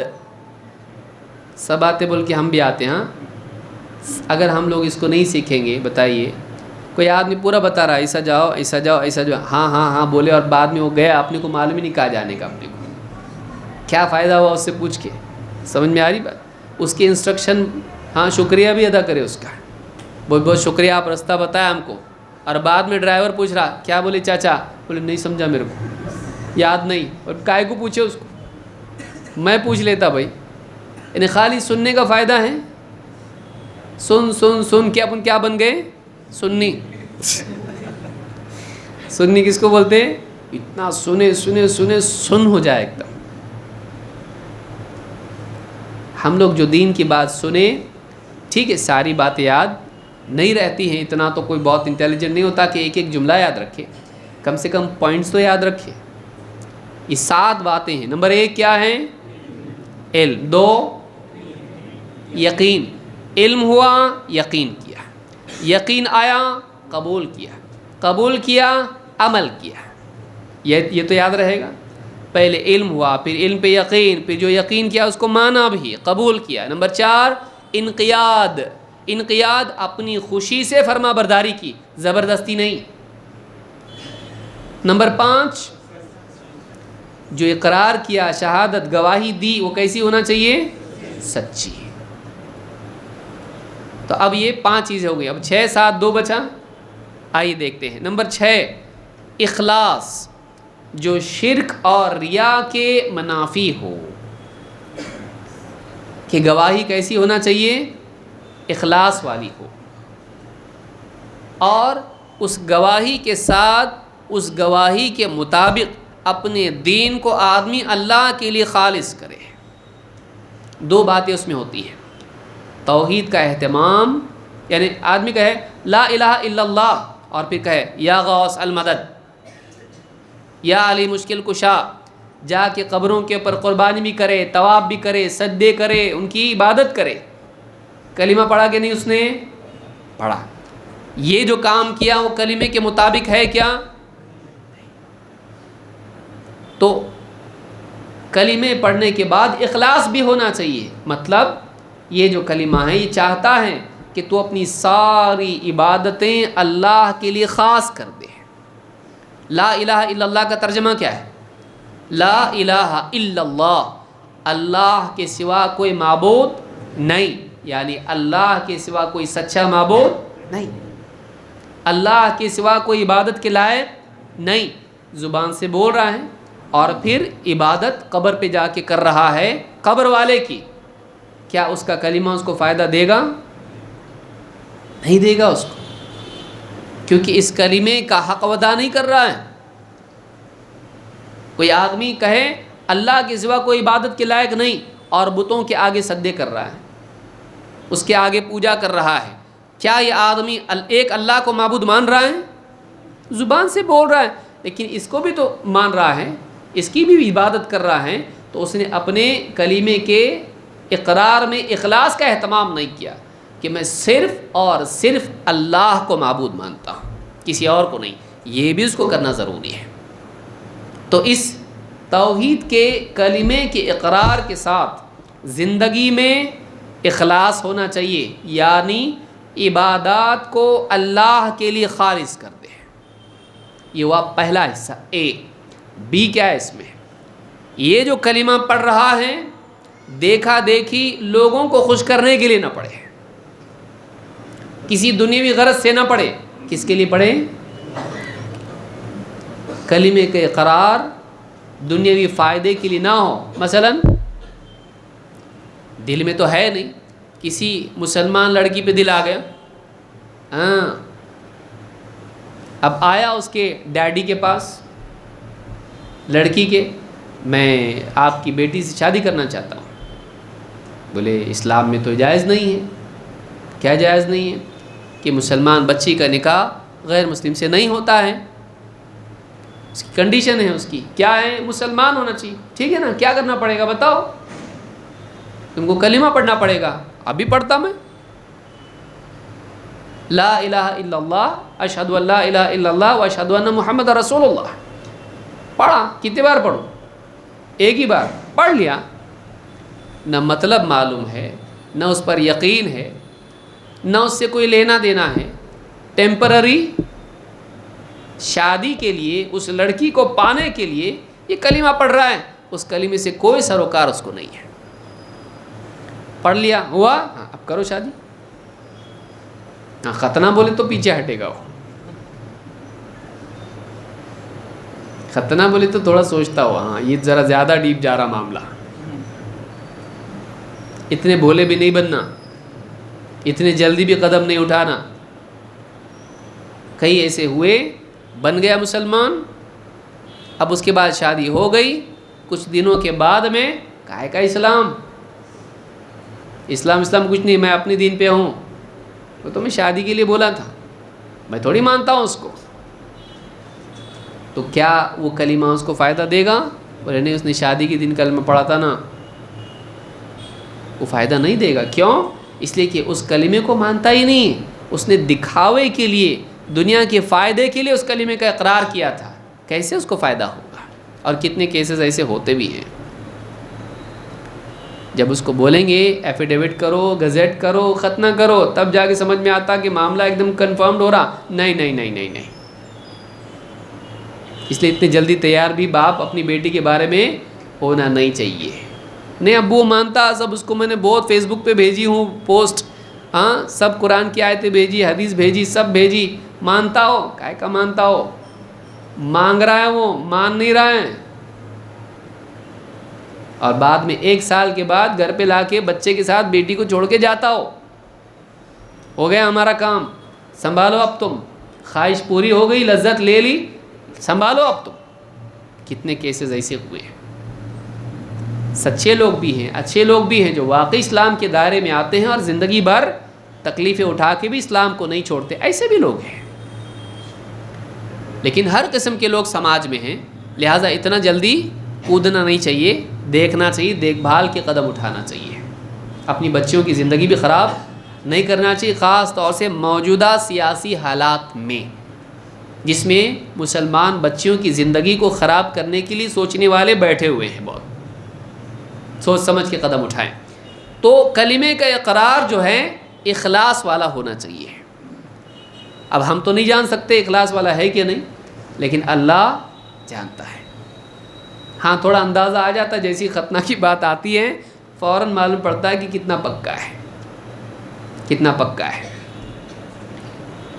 تو اخلاص جو شرک اور ریا کے منافی ہو، ایسا اخلاص جس میں شرک کا بھی انکار ہو، اور ایسا اخلاص جس میں ریا نہ ہو، ایسا اقرار قبول ہے.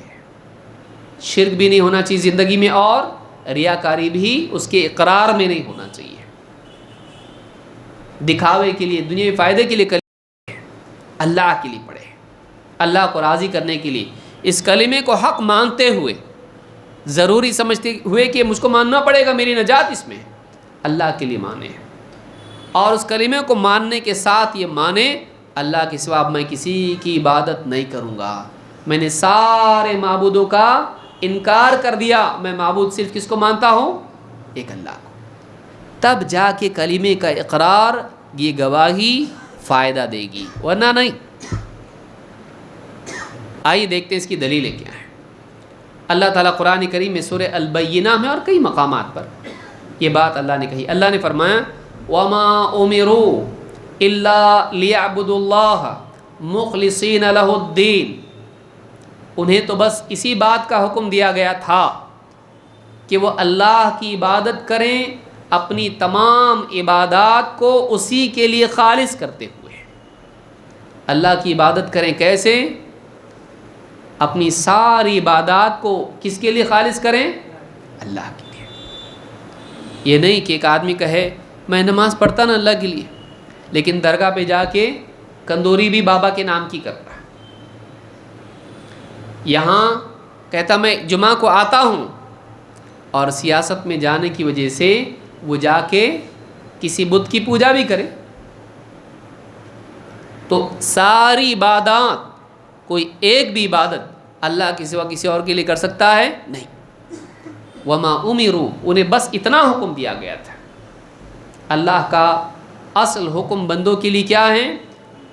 اللہ نے کہا وما امروا الا لیعبدوا اللہ مخلصین لہ الدین.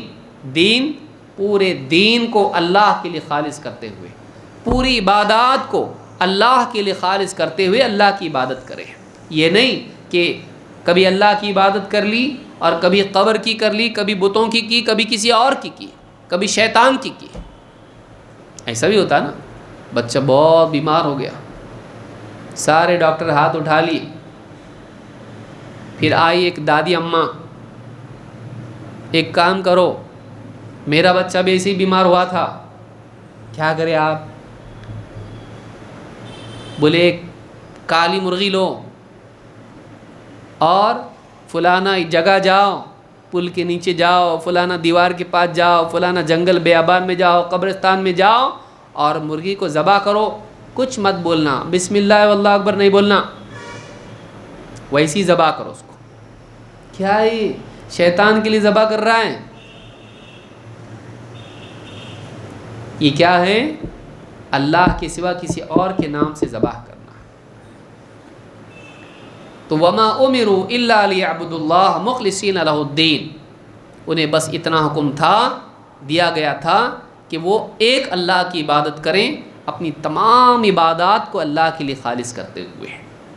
اگر ایک بھی عبادت اللہ کے سوا کسی اور کے لیے کی، ایک بھی عبادت میں اللہ کے ساتھ شریک کیا، لئن اشرکت لیحبطن عملک ولتکونن من الخاسرین، اگر تو نے شرک کیا، تیرا کیا کرایا سارا عمل برباد کر دیا جائے گا اور تو خسارہ اٹھانے والوں میں سے ہو جائے گا. شرک آدمی کے اعمال کو برباد کرتا ہے. قرآن کریم میں اللہ فرماتا ہے انا انزلنا الیک الکتاب بالحق، اے نبی ہم نے آپ کی طرف اس کتاب کو حق کے ساتھ نازل کیا ہے. کون سی کتاب؟ قرآن.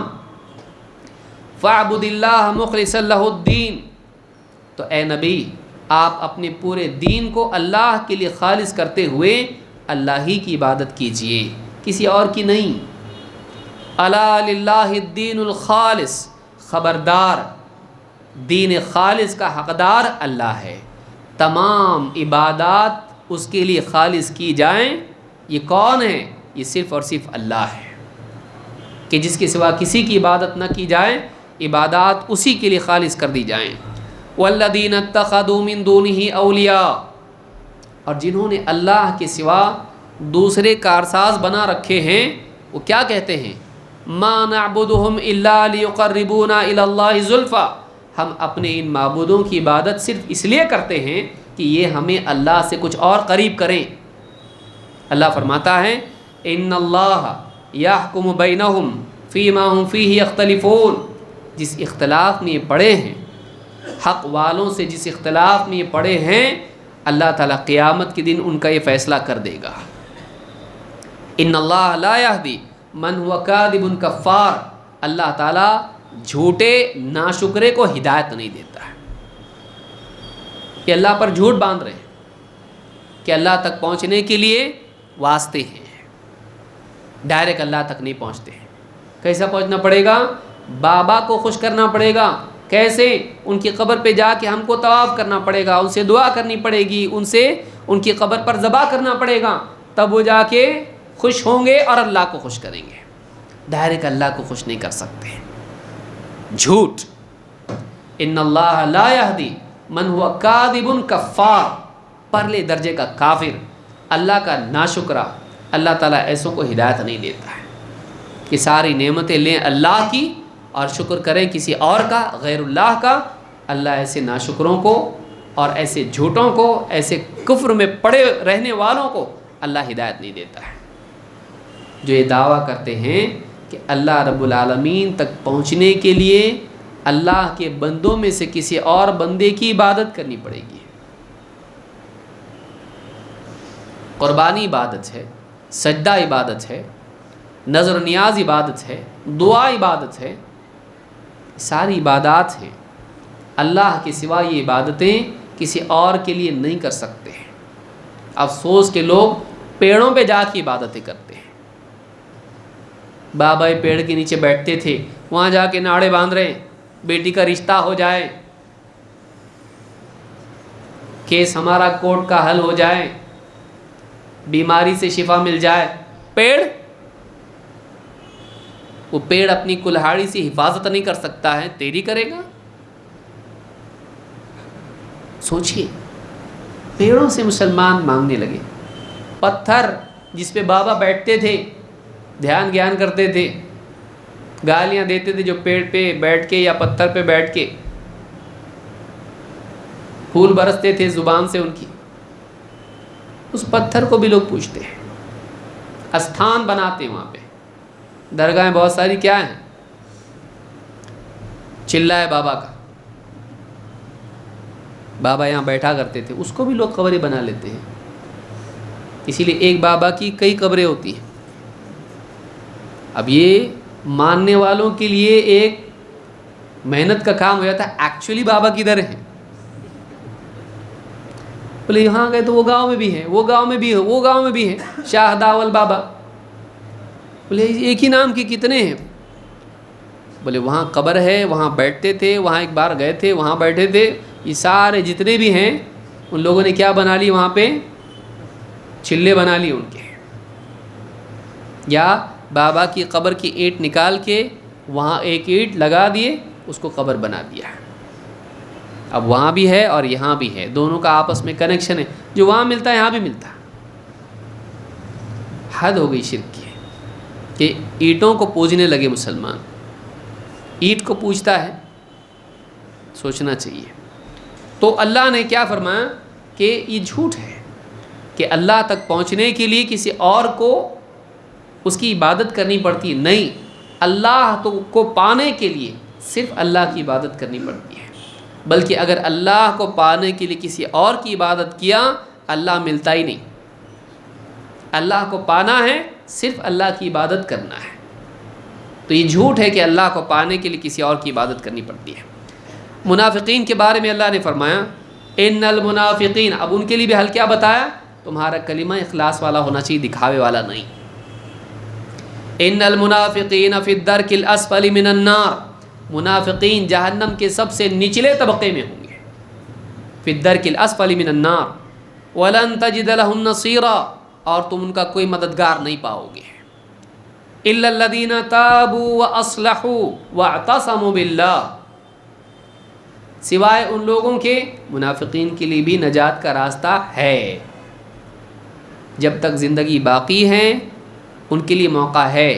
منافقین جہنم کے نچلے طبقے میں جائیں گے اگر اسی پر مرے۔ ہاں، بچ سکتے ہیں کون؟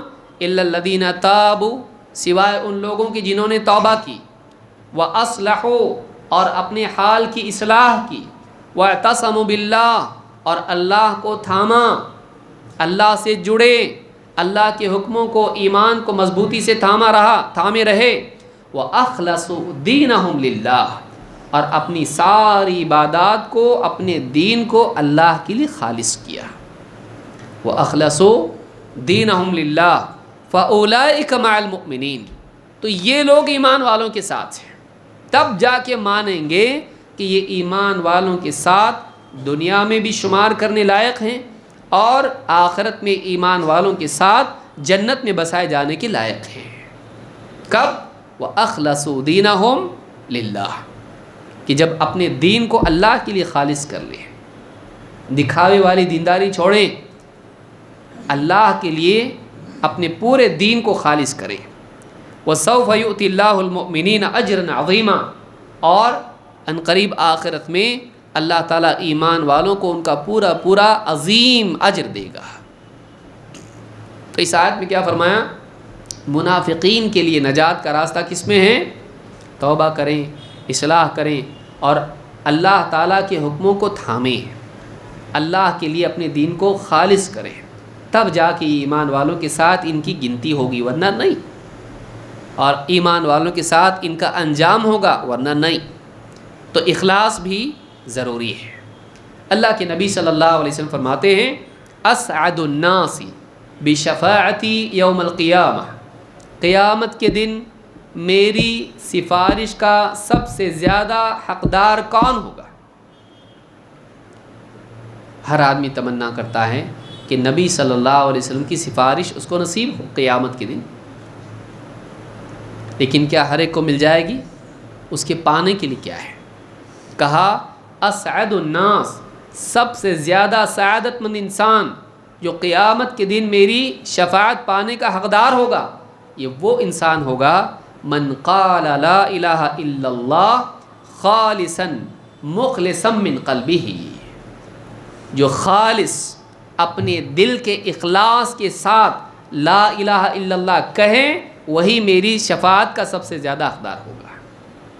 تو یہ کلمہ کیسا ہونا چاہیے؟ اخلاص کے ساتھ، اللہ کی رضا کے لیے، آخرت کی نجات کے لیے، لوگوں کو دکھانے کے لیے نہیں۔ ورنہ عبادت جو خالص اللہ کے لیے نہ ہو قبول نہیں ہوتی ہے۔ تو اس کا اقرار کیا ہے؟ لا الہ الا اللہ کیا ہے؟ عبادت ہے۔ اس کا اقرار عبادت ہے۔ بلکہ سارے اذکار میں سب سے افضل ذکر کیا ہے؟ لا الہ الا اللہ، افضل ذکر لا الہ الا اللہ۔ اگر وہ دکھاوے کے لیے ہو قبول نہیں ہوگا۔ اس حدیث کو امام البخاری نے روایت کیا ہے۔ ایک اور حدیث ہے، اتبان ابن مالک کہتے ہیں غدا علی رسول اللہ صلی اللہ علیہ وسلم، ایک دن اللہ کے رسول صلی اللہ علیہ وسلم صبح صبح ہمارے ہاں تشریف لائے۔ فقال رجل این مالک ابن دخشن، ایک شخص نے پوچھا یہ مالک ابن دخشن کہاں ہیں؟ فقال رجل منا ذلك منافق، ہم میں سے ایک دوسرے آدمی نے کہا وہ تو منافق ہے، لا يحب اللہ ورسولہ، نہ وہ اللہ سے محبت کرتا ہے نہ رسول سے، منافق آدمی ہے وہ۔ کون؟ مالک ابن دخشن۔ فقال النبی صلی اللہ علیہ وسلم الا تقولوا، تم ایسا بولتے ہو؟ یقول لا الہ الا اللہ، یا آپ نے کہا ایسا مت کہو، یا اس کے بارے میں ایسی بات مت کہو۔ یقول لا الہ الا اللہ، وہ لا الہ الا اللہ کا اقرار کرتا ہے، یبتغی بذلک وجہ اللہ۔ آپ نے کہا کیا تم یہ نہیں کہتے کہ وہ لا الہ الا اللہ کا اقرار کرتا ہے اور اس میں اللہ رب العالمین کی رضا چاہتا ہے؟ قال بلا، اس آدمی کا ہاں ایسا تو ہے۔ قال فإنه لا يوافى عبد يوم القيامة به الا حرم اللہ علیہ النار، جو بھی بندہ اس کلمے کا اس طرح سے اقرار کرے، اس کا حق ادا کرے، اللہ تعالیٰ اس پر جہنم کو حرام کر دے گا۔ ایک اور حدیث میں الفاظ ہیں، آپ نے کہا لا تقل له ذلك، اس کے بارے میں ایسی بات مت کہو۔ بعض اوقات کیا ہوتا ہے، ایک آدمی اسلام میں ہوتا ہے اور ہم کہتے ہیں یہ دکھاوے کے لیے کرتا ہے سب کچھ، تو اس کو کیا معلوم؟ فلاں آدمی کا کلمہ، اس کی نماز، اس کا ذکر، اس کی تلاوت، اس کے صدقات و خیرات، تو اس کو کیا معلوم یہ دکھاوے کے لیے ہے؟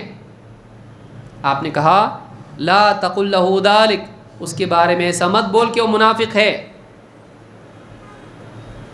بلکہ آپ نے کہا الا تراہ قد قال لا الہ الا اللہ یرید بذلک وجہ اللہ، کیا تم نے نہیں دیکھا کہ وہ لا الہ الا اللہ کا اقرار کرتا ہے اور اس میں اس کی غرض اللہ کی رضا ہے، اللہ کے دیدار کی خاطر اللہ کے لیے ایسا کرتا ہے؟ قال قالوا اللہ ورسولہ اعلم، بعض لوگوں نے کہا اللہ اور اس کے رسول کو معلوم، کس کے لیے پڑھا کلمہ اس نے، اللہ اس کا رسول ہی بہتر جانتے ہیں۔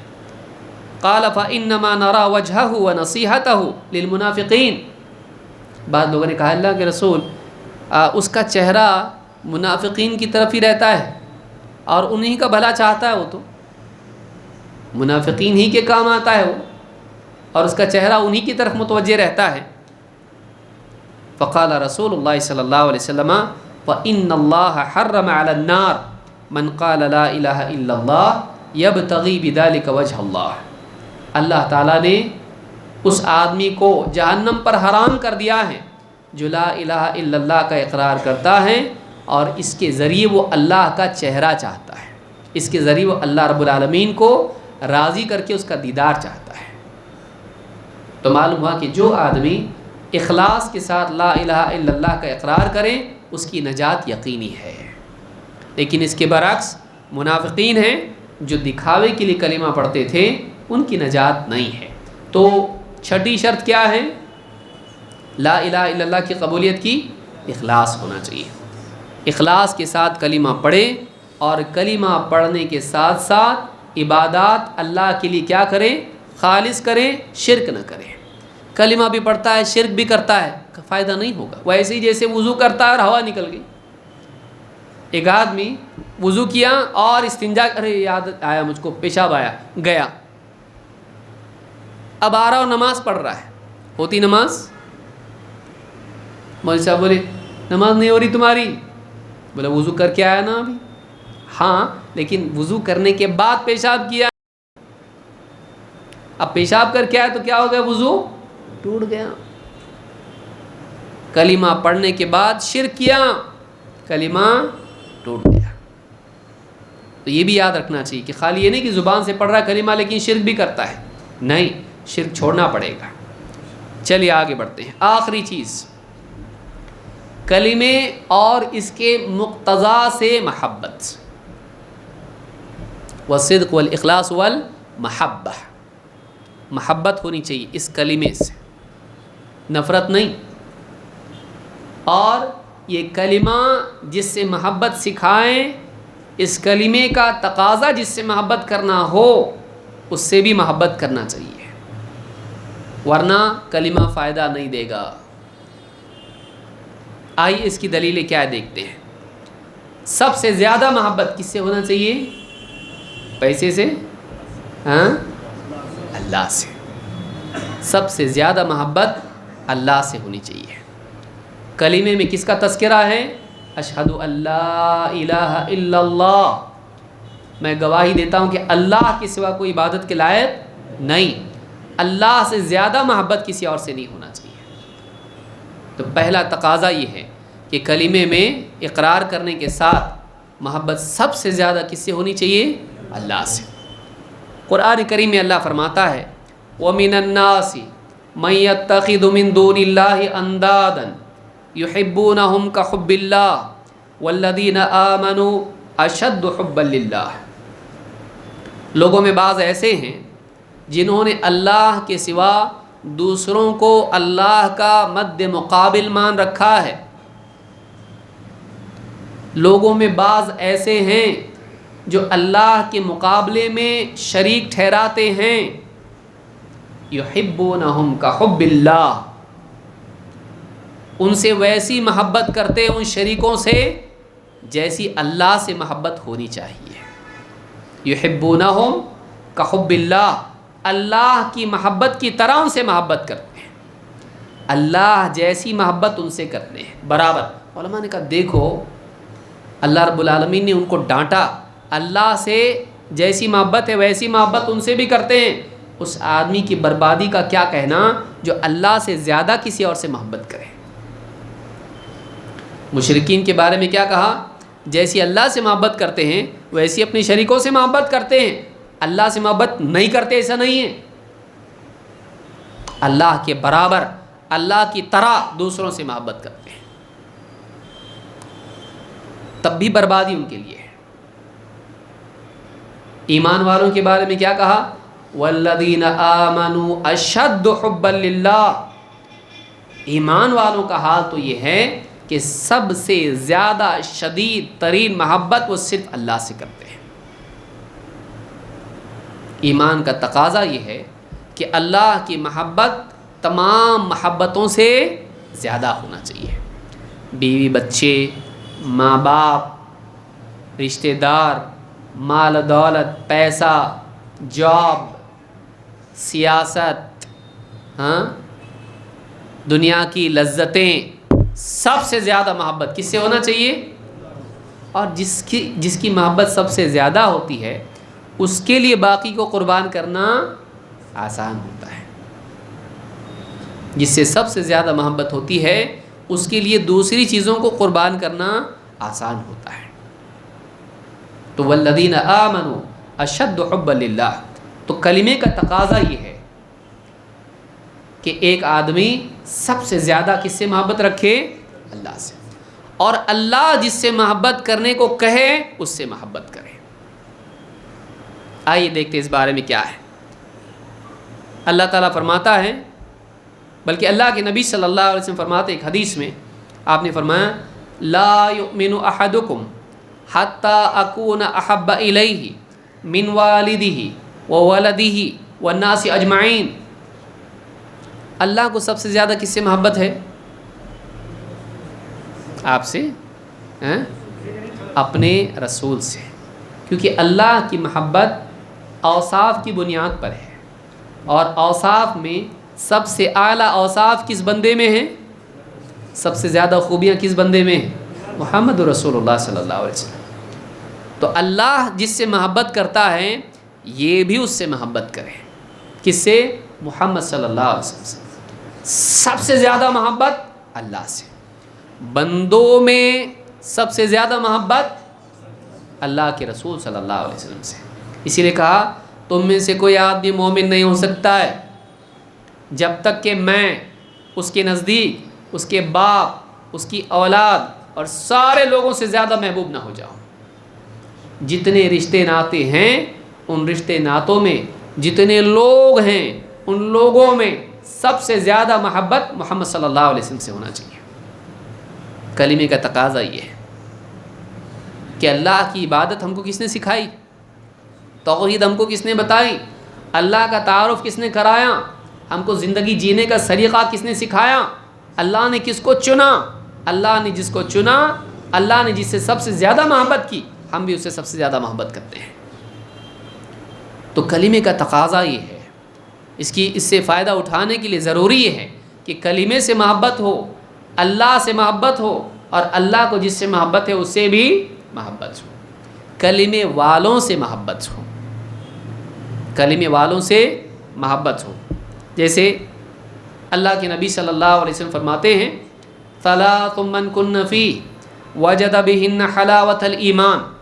تین چیزیں ہیں، جس کسی میں یہ تین چیزیں ہوں وہ ایمان کی مٹھاس محسوس کرے گا۔ ایمان کی لذت ہوتی ہے، ہر آدمی کو نصیب نہیں ہوتی ہے، یہ اسی آدمی کو نصیب ہوگی جو ان تین چیزوں کا اہتمام کرے۔ کون سی چیزیں وہ تھیں؟ نمبر 1، من کان اللہ ورسولہ، من کان اللہ ورسولہ احب الیہ مما سواہما۔ جس کے نزدیک اللہ اور اس کا رسول باقی سب سے زیادہ محبوب ہو۔ اللہ اور اس کے اشہد ان لا الہ الا اللہ و اشہد ان محمد رسول اللہ۔ اللہ اور محمد صلی اللہ علیہ وسلم، اللہ اور اس کے رسول کی محبت باقی سب سے زیادہ ہو۔ نمبر 1، ایمان کی لذت محسوس ہوگی۔ 2، ان یحب المرء لا یحبہ الا للہ، اور کسی انسان سے محبت کرے وہ بھی اللہ کے لیے کرے۔ محبتیں ان کی بنیاد کیا ہو؟ ارے اپنا کام اس سے اٹکا ہوا ہے، محبت کرو اس سے۔ اپنا کام اس نے بنایا تھا، محبت کرو۔ انسان اسی لیے کرتا نا، اغراض، فائدے نہیں، احسانات۔ کسی سے محبت کریں ذاتی غرض سے نہ ہو بلکہ اللہ کی خاطر ہو۔ یہ ایمان والا ہے، یہ مسلمان ہے، یہ کلمہ پڑھنے والا انسان ہے، کوئی جان پہچان نہیں ہے، لیکن مجھ کو اس سے محبت کرنا چاہیے۔ کیوں؟ ایمان کی وجہ سے، کلمے کی وجہ سے۔ میری کوئی رشتہ دار اس سے نہیں ہے، میرا کوئی لینا دینا اس سے نہیں ہے، زندگی میں پہلی بار مل رہے ہیں، نہ میں نے اس پہ احسان کیا نہ اس سے مجھ پر احسان کیا، لیکن یہ مسلمان ہے۔ وَأَن يُحِبَّ الْمَرْءَ لَا يُحِبُّهُ إِلَّا لِلَّهِ۔ میں سے کیوں محبت کروں؟ کیا بنیاد ہے میرے لیے؟ کلمہ۔ وہ بھی مسلمان ہے، وہ بھی کلمہ پڑھتا ہے، کوئی جان پہچان نہیں، لیکن پھر بھی میں اس سے محبت کرتا ہوں۔ کیوں؟ اللہ کے لیے، اللہ کی بنیاد پر محبت کرنا۔ نمبر 2۔ نمبر 3، وَأَن يَكْرَهَ أَن يَعُودَ فِي الْكُفْرِ بَعْدَ أَنْ أَنْقَذَهُ اللَّهُ مِنْهُ كَمَا يَكْرَهُ أَن يُقْذَفَ فِي النَّارِ۔ کہ کفر میں لوٹنے سے اتنی نفرت اس کو ہو، جبکہ اللہ نے اس کو کفر سے بچا لیا ہے، جیسے آگ میں پھینکے جانے سے اس کو نفرت ہے۔ کوئی آدمی پسند کرتا ہے کہ اس کو آگ میں پھینکا جائے؟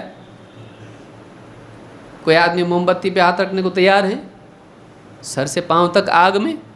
نہیں بھائی، بالکل نہیں۔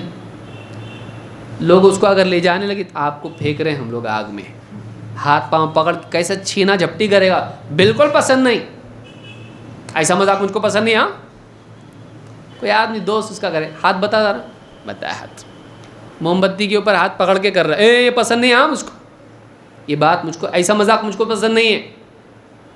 اس کو اتنا ناپسند ہو کہ جیسے آگ میں پھینکا جانا اس کو ناپسند ہے، وہ کفر کو آگ سے زیادہ بھیانک مانے، کہ جیسے آگ میں پھینکنے میں جتنی تکلیف ہوتی ہے، کفر میں گرنا اس کے لیے اتنی تکلیف کا باعث ہو، اتنی نفرت ہو، اتنا ناپسند اس کو۔ تو کفر سے نفرت اور ایمان سے محبت، شرک سے نفرت اور توحید سے محبت، بے دینی سے نفرت، دینداری سے محبت، اللہ کے حکموں کے توڑنے سے، گناہوں کے کرنے سے نفرت، اللہ کی فرما برداری سے محبت، تقوی سے محبت، اللہ سے محبت، اللہ کے رسول سے محبت، اللہ کے دین سے محبت، شرک اور کفر سے نفرت، بدعات شرکیات سے نفرت، معصیت سے نفرت۔ جب تک یہ نہیں ہوتا ہے، آپ کیا فرماتے ہیں؟ وہ آدمی، جو آدمی یہ چیز ہوگی تبھی ایمان کی لذت اس کو نصیب ہوگی۔ تو کلمہ پڑھنے والے کو کلمے سے، اور کلمے میں جس کا تذکرہ ہے اس سے اللہ اور اللہ کے رسول اور ایمان والے کلمہ پڑھنے والے بندے اور وہ دین جو محمد صلی اللہ علیہ وسلم لے کر آئے، اس سے محبت ہونی چاہیے۔ خالی کلمہ پڑھ لیا لیکن دین سے کوئی لینا دینا نہیں، اس کو دین اسلام سے محبت ہونا چاہیے، اس کو دین اسلام لانے والے محمد صلی اللہ علیہ وسلم سے محبت ہونا چاہیے، اس کو دین اسلام قبول کرنے والے مسلمانوں سے محبت ہونا چاہیے، اس کو دین اسلام دینے والے اللہ سے محبت ہونا چاہیے۔ یہ محبت اگر ہے تو اس کا کلمہ واقعی نفع بخش ہوگا۔ یہ صحیح مسلم کی حدیث اور بخاری میں بھی ہے۔ اور آخری بات، اللہ کے نبی صلی اللہ علیہ وسلم فرماتے ہیں، اوثق عر الایمان الموالات فی اللہ والمعادات فی اللہ والحب فی اللہ والبغض فی اللہ عز وجل۔ امام طبرانی نے الکبیر میں روایت نقل کی اور صحیح حدیث سے کہا کہ ایمان کی سب سے مضبوط گرہ، گانٹھ، ناٹ، سب سے مضبوط گرہ ایمان کی ہے، پختگی کیا ہے؟ اللہ کے لیے دوستی، اللہ کے لیے دشمنی، اللہ کے لیے محبت، اللہ کے لیے نفرت۔ اس کی محبت اور نفرت، دوستی دشمنی کے جذبات، اس کی بنیاد فائدے نقصان پہ، رشتہ داریوں پہ نہیں، کس پر ہو؟ اللہ کی بنیاد۔ اللہ جس کو پسند کرتا ہے یہ پسند کرے، اللہ جس کو پسند نہیں کرتا یہ بھی پسند نہ کرے، اللہ کو جس سے محبت یہ بھی محبت کرے، اللہ کو جس سے نفرت یہ بھی اس سے نفرت کرے، تب جا کے اس کا ایمان کامل ہوگا، پختہ ہوگا۔ لہٰذا یہ 7 چیزیں یاد رکھیں گے، آخر میں گنا دیں گے۔ نمبر 1 علم، 2 یقین، نمبر 3 قبول، نمبر 4 انقیاد، نمبر 5 سچ بول رہے کیا؟ سچ، اور نمبر 6 اخلاص، نمبر 7 محبت۔ یہ 7 چیزیں کائے کے لیے ہیں؟ مطلب ہے کیا یہ؟ مطلب 7 تو یاد ہے لیکن کائے کے لیے معلوم نہیں۔ وہ ایسے ہی جیسے کوئی دے دے ہاتھ میں، تھما دے، بولے ہاں ٹھیک ہے یہ سنبھالو، ہاں کروں کیا اس کا میں؟ کیا یہ 7 چیزیں؟ ان کے بغیر لا الہ الا اللہ سے واقعی فائدہ نہیں ہوگا۔ یا تو سرے سے فائدہ نہیں ہوگا کہ ایک آدمی ہمیشہ کی جہنم میں چلا جائے، یا پھر فائدہ نہیں ہوگا کہ وقتی طور پر تو جہنم میں جائے گا، پھر جنت میں، لیکن ڈائریکٹ جنت میں نہیں، پٹ پٹا کے جنت میں جائے گا۔ کہ اگر اعمال میں ریاکاری کرتا ہے، یا گناہ کرتا ہے، بعض فرما برداری کرتا، بعض نہیں کرتا ہے، ہمیشہ کی جہنم میں نہیں جائے گا، لیکن ہو سکتا ہے اللہ کچھ دنوں کے لیے جہنم میں ڈال دے، تو یہ بھی بھیانک چیز ہے۔ لہٰذا پورا فائدہ اٹھانے کے لیے لا الہ الا اللہ سے ضروری ہے کہ ان 7 چیزوں کا آدمی اپنی زندگی میں اہتمام کرے۔ اللہ رب العالمین ہم سب کو دین سیکھنے والا بنائیں اور دین پر عمل کرنے والا بنائیں۔ اقول ھذا واستغفر اللہ لی ولکم۔